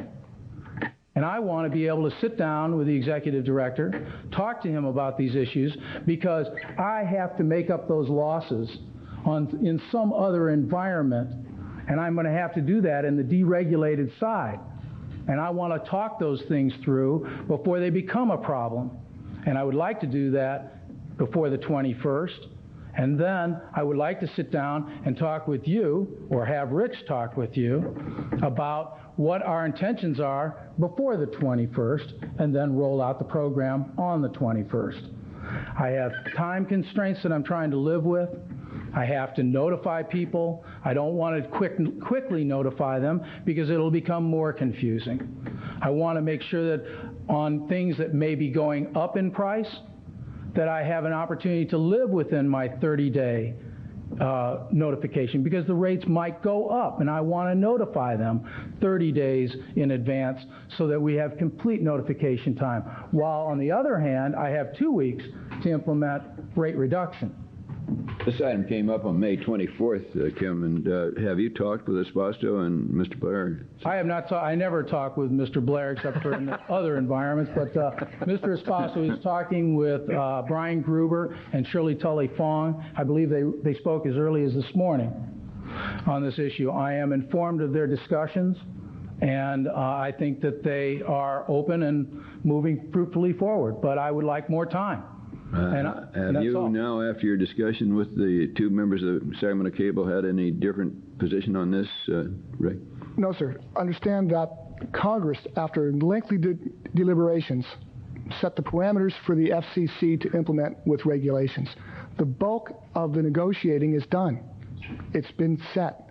There are areas of discretion, but we are not equipped to renegotiate the Cable Act of '92. The recommendation to me is very clear. You get the FCC certification, and I differ with Mr. Ruckert from the point that Mrs. Collin made. If you don't have the FCC certification, the FCC is not going to respond to your constituents. The FCC has said, if you're not interested in doing your small piece, then we're not going to help you. And you will revert back to the Cable Act of 1984 for Sacramento. But there are certain areas in there. For instance, if a customer writes a letter to the FCC complaining about their rates, and they want to take that on and they want to look at that, and they find out that the rate is correctly and improperly being charged, if I were charging more than the benchmark, let's say, then I could be forced to roll back to everybody every bit of their rate. Again, but the FCC one has said, challenge. Right, but the FCC has said they won't look at those one challenges if the local franchising authority is not part of the system. There are areas that we can discuss, and there are, I think, some areas, some grounds, where the Commission, after some considered thought, may wish to go with SAC Cable hand in hand to the FCC and ask for some waivers. But there is some unique aspects of Sacramento. But it's my recommendation that you adopt the base and then work on the margins. If you don't adopt the base by filing the one-page certification, we've taken ourselves out of the game. Yeah, Mr. Blair, it's your opinion as attorney for our Yes, it is, Mr. Chairman, and I should state further, Congress has preempted this area, so we have no authority to regulate or to discuss. We have no contractual authority. That's the problem that you all have faced for the last, 8 or 10 years. You've had no basis for authority, and we still don't have any. So we can't sit down and chart our own contract with Scripps Howard, because Congress has said they give that exclusively to the FCC. The FCC says you either must subscribe to these regulations or none at all. We have no discretion to create our own deal with Scripps Howard. As Mr. Espasto just said, if we get into this process and you folks agree with Scripps Howard that there is some special circumstance that requires a waiver of the FCC, we go together to the FCC, but we can't pick and choose. We are either in the Cable Act of '92 or we are not. And what Mr. Ruckert is talking about is what the company now says they will do voluntarily, but you will have no way to validate that. So if they tell you that rate is in compliance with the Act, you would have to accept that representation. So it is my strong recommendation to you, particularly after the history we've had here in Sacramento County, that you should proceed to enact the certification, the so-called postcard registration for Sacramento to bring us under the Cable Act of '92 that the Congress passed. Mr. Johnson. Okay. Mr. Costanza. I'd just like to make one comment, and direct it specifically to you, Kim. The certification that staff's recommending we adopt is necessary for one other reason that has not been mentioned, and that's the fact that this commission did support publicly and with written documentation to Congress in support of this Cable Act. we are behind it. Many of the regulations that are in this act came from the work that we have been doing. In no way does this certification prohibit the good relationship that you have currently with our staff. And we don't mean to jeopardize that. No, we want that I'm just relationship saying I would to like stay. to have an opportunity. I'm not saying the certificate itself is really almost irrelevant. I've got to comply with the law, and it is the law, and I intend to do that. The thing that I would have liked to have seen, and again I hear it from your attorney, is this continually rehashing of the way that this company has conducted themselves. And I think this company in the past 3 years has conducted themselves in a stellar manner. And I think that we have come before you with not only integrity, but total honesty. And we have dealt things straight up on the table, and we've negotiated through some very serious situations. Now, I do understand the political ramifications of Supervisor Collins and all of you, and I understand that. All I was saying is, in a way, I would like to see a gesture of that you can have the certificate granted today, tomorrow, 5 years from now, anytime you want to. It is a token, if anything,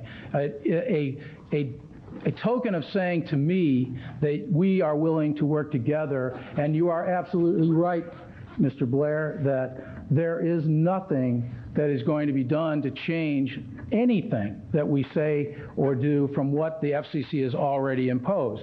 So we're going to go forward, and we're going to do this. I would like to talk about issues that are very substantial issues that I'm going to make those decisions in 3 weeks or less that are going to impact my company by millions of dollars.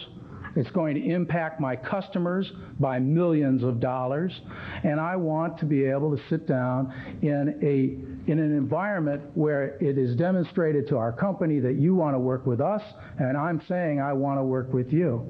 And these are very important decisions. Retransmission. That is not an issue that anybody regulates. But if you understand the total regulatory process, and you understand where we're going with converter boxes, and where we're going with remote controls and scrambling and channels being dropped, those are your constituents that are going to say, excuse me, but you lowered my price and I lost product? It doesn't make sense. Jim, let me interrupt you for a second, though, because I'm having a little problem with your logic. Okay. Of course, it's late. Yeah, that's kind of the way I feel too. I've listened very carefully to the arguments about the certification, and if it doesn't make any difference whether we do it today or tomorrow or next week or next month, I guess my inkling is to go ahead and to vote and would so move to adopt the certification. If it doesn't really make any difference. Doesn't. And if it's a situation where you're saying that you want to work in the spirit of cooperation with staff, if the staff isn't working with you on a cooperative basis, I think the board ought to give direction that they should be working on a cooperative basis. I don't think that's the case. All right. So then if that's not the case, then I really don't see any reason why we shouldn't go ahead. It's a token. It's about what it is. Well, that's about it. In all fairness, then that probably I couldn't support not going ahead if it's just tokenism on our part. If it's something that really is important, I guess I'd be willing to listen to some additional discussion. But from my vantage point, if you're saying it doesn't make any difference and staff is working cooperatively, I would move that we adopt the certification. I think Mrs. Collins moved that earlier, but I'm sorry, I'd be second her motion. You'd like to second her motion? That was just all three of them. Yeah, she moved the three recommendations as provided by staff. Members, please vote by roll call. Please call a roll. Croutland Johnson, Panay, Collins. Yes. Castanis. Aye. Cox. Fletcher. Abstain. I don't understand it well enough yet to vote on it. Yee. Aye. Toby Johnson. Yes. Motion carries. Item 6, franchise. Item 6 is a brief opportunity for your cable franchisee and licensee to comment. A representative is here, Mr. Mulligan for Cable America. He's here if you have questions for him. Otherwise, he doesn't intend on making a presentation. Okay. The same goes with SAC Cable if they wish to address you. Does anybody have questions of Mr. Mulligan? Thank you for your attendance, and apparently there are no questions, so with that, we'll move on to the next. Item 7 is the public opportunity for the opportunity for the public to speak. I don't know if you have any requests or not. We do have. Mr. Wang is going to offer his thoughts about certain broadcast programs.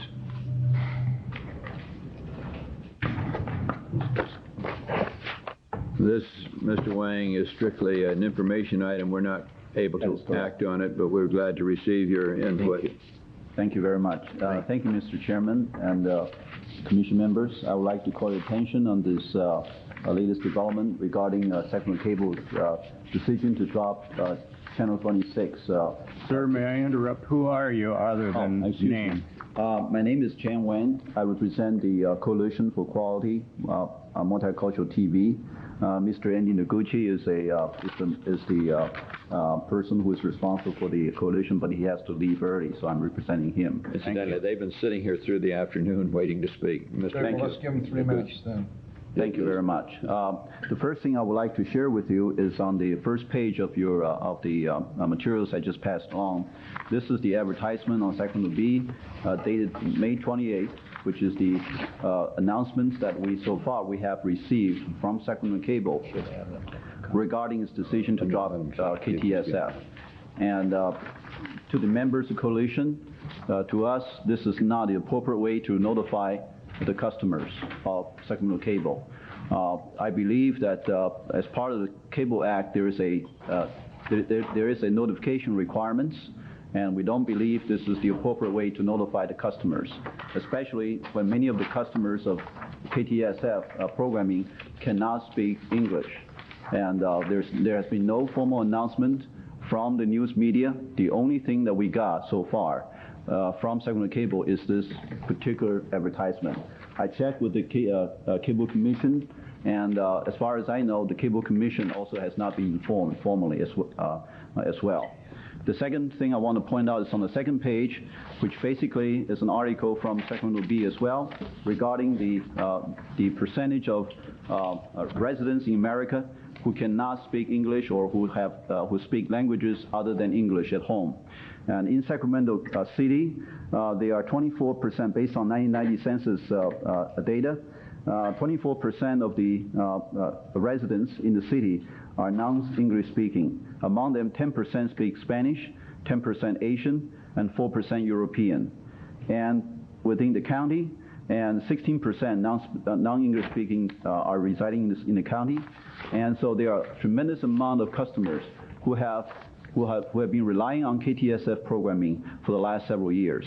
And the third item I would like to point out is on the third page of your of the materials, which is an article I found from Wall Street Journal dated April 15, which kind of gave us a background information in terms of why Sacramento Cable wants to drop KTSF. And as we know, the Sacramento Cable is going to have more than 300 channels after the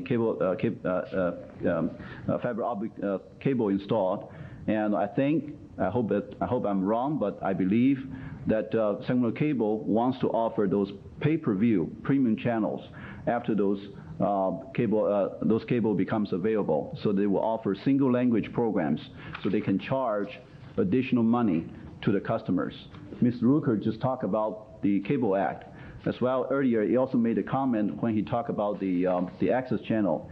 He said the members of the commission and the access channel should be sensitive to the needs of the customers.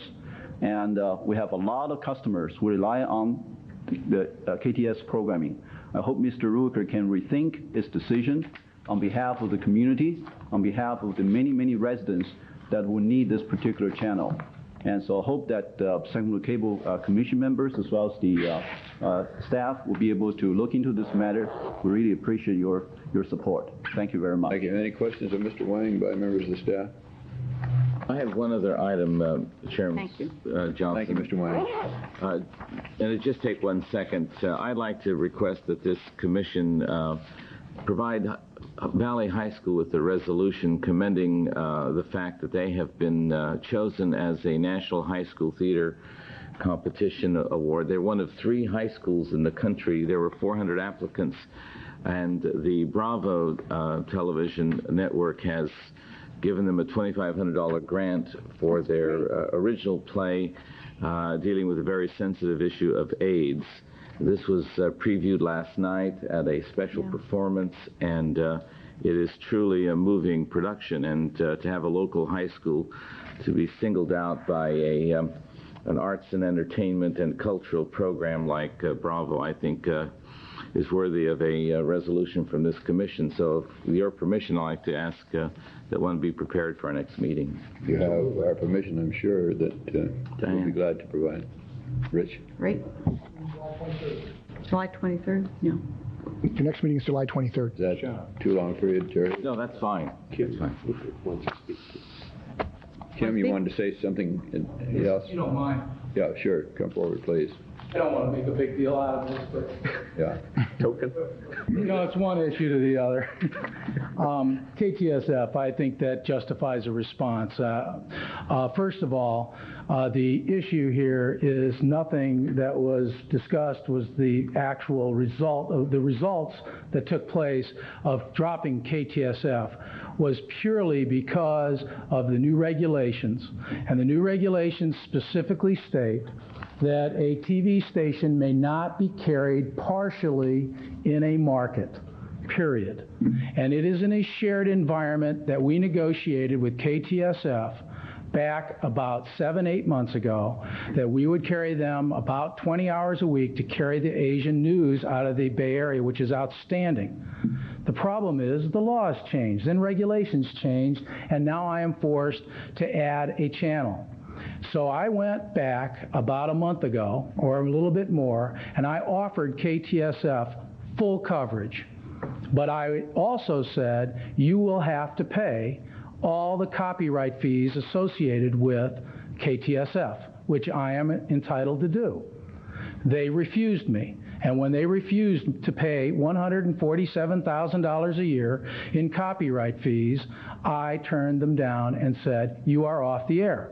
And in an attempt to be in compliance with a 30-day notification, and we are in compliance with that, we wanted to give the customers notification. We're going to do a lot more notification as far as KTSF and the Asian customers, but that channel is off the air because they refuse to pay the copyright fees.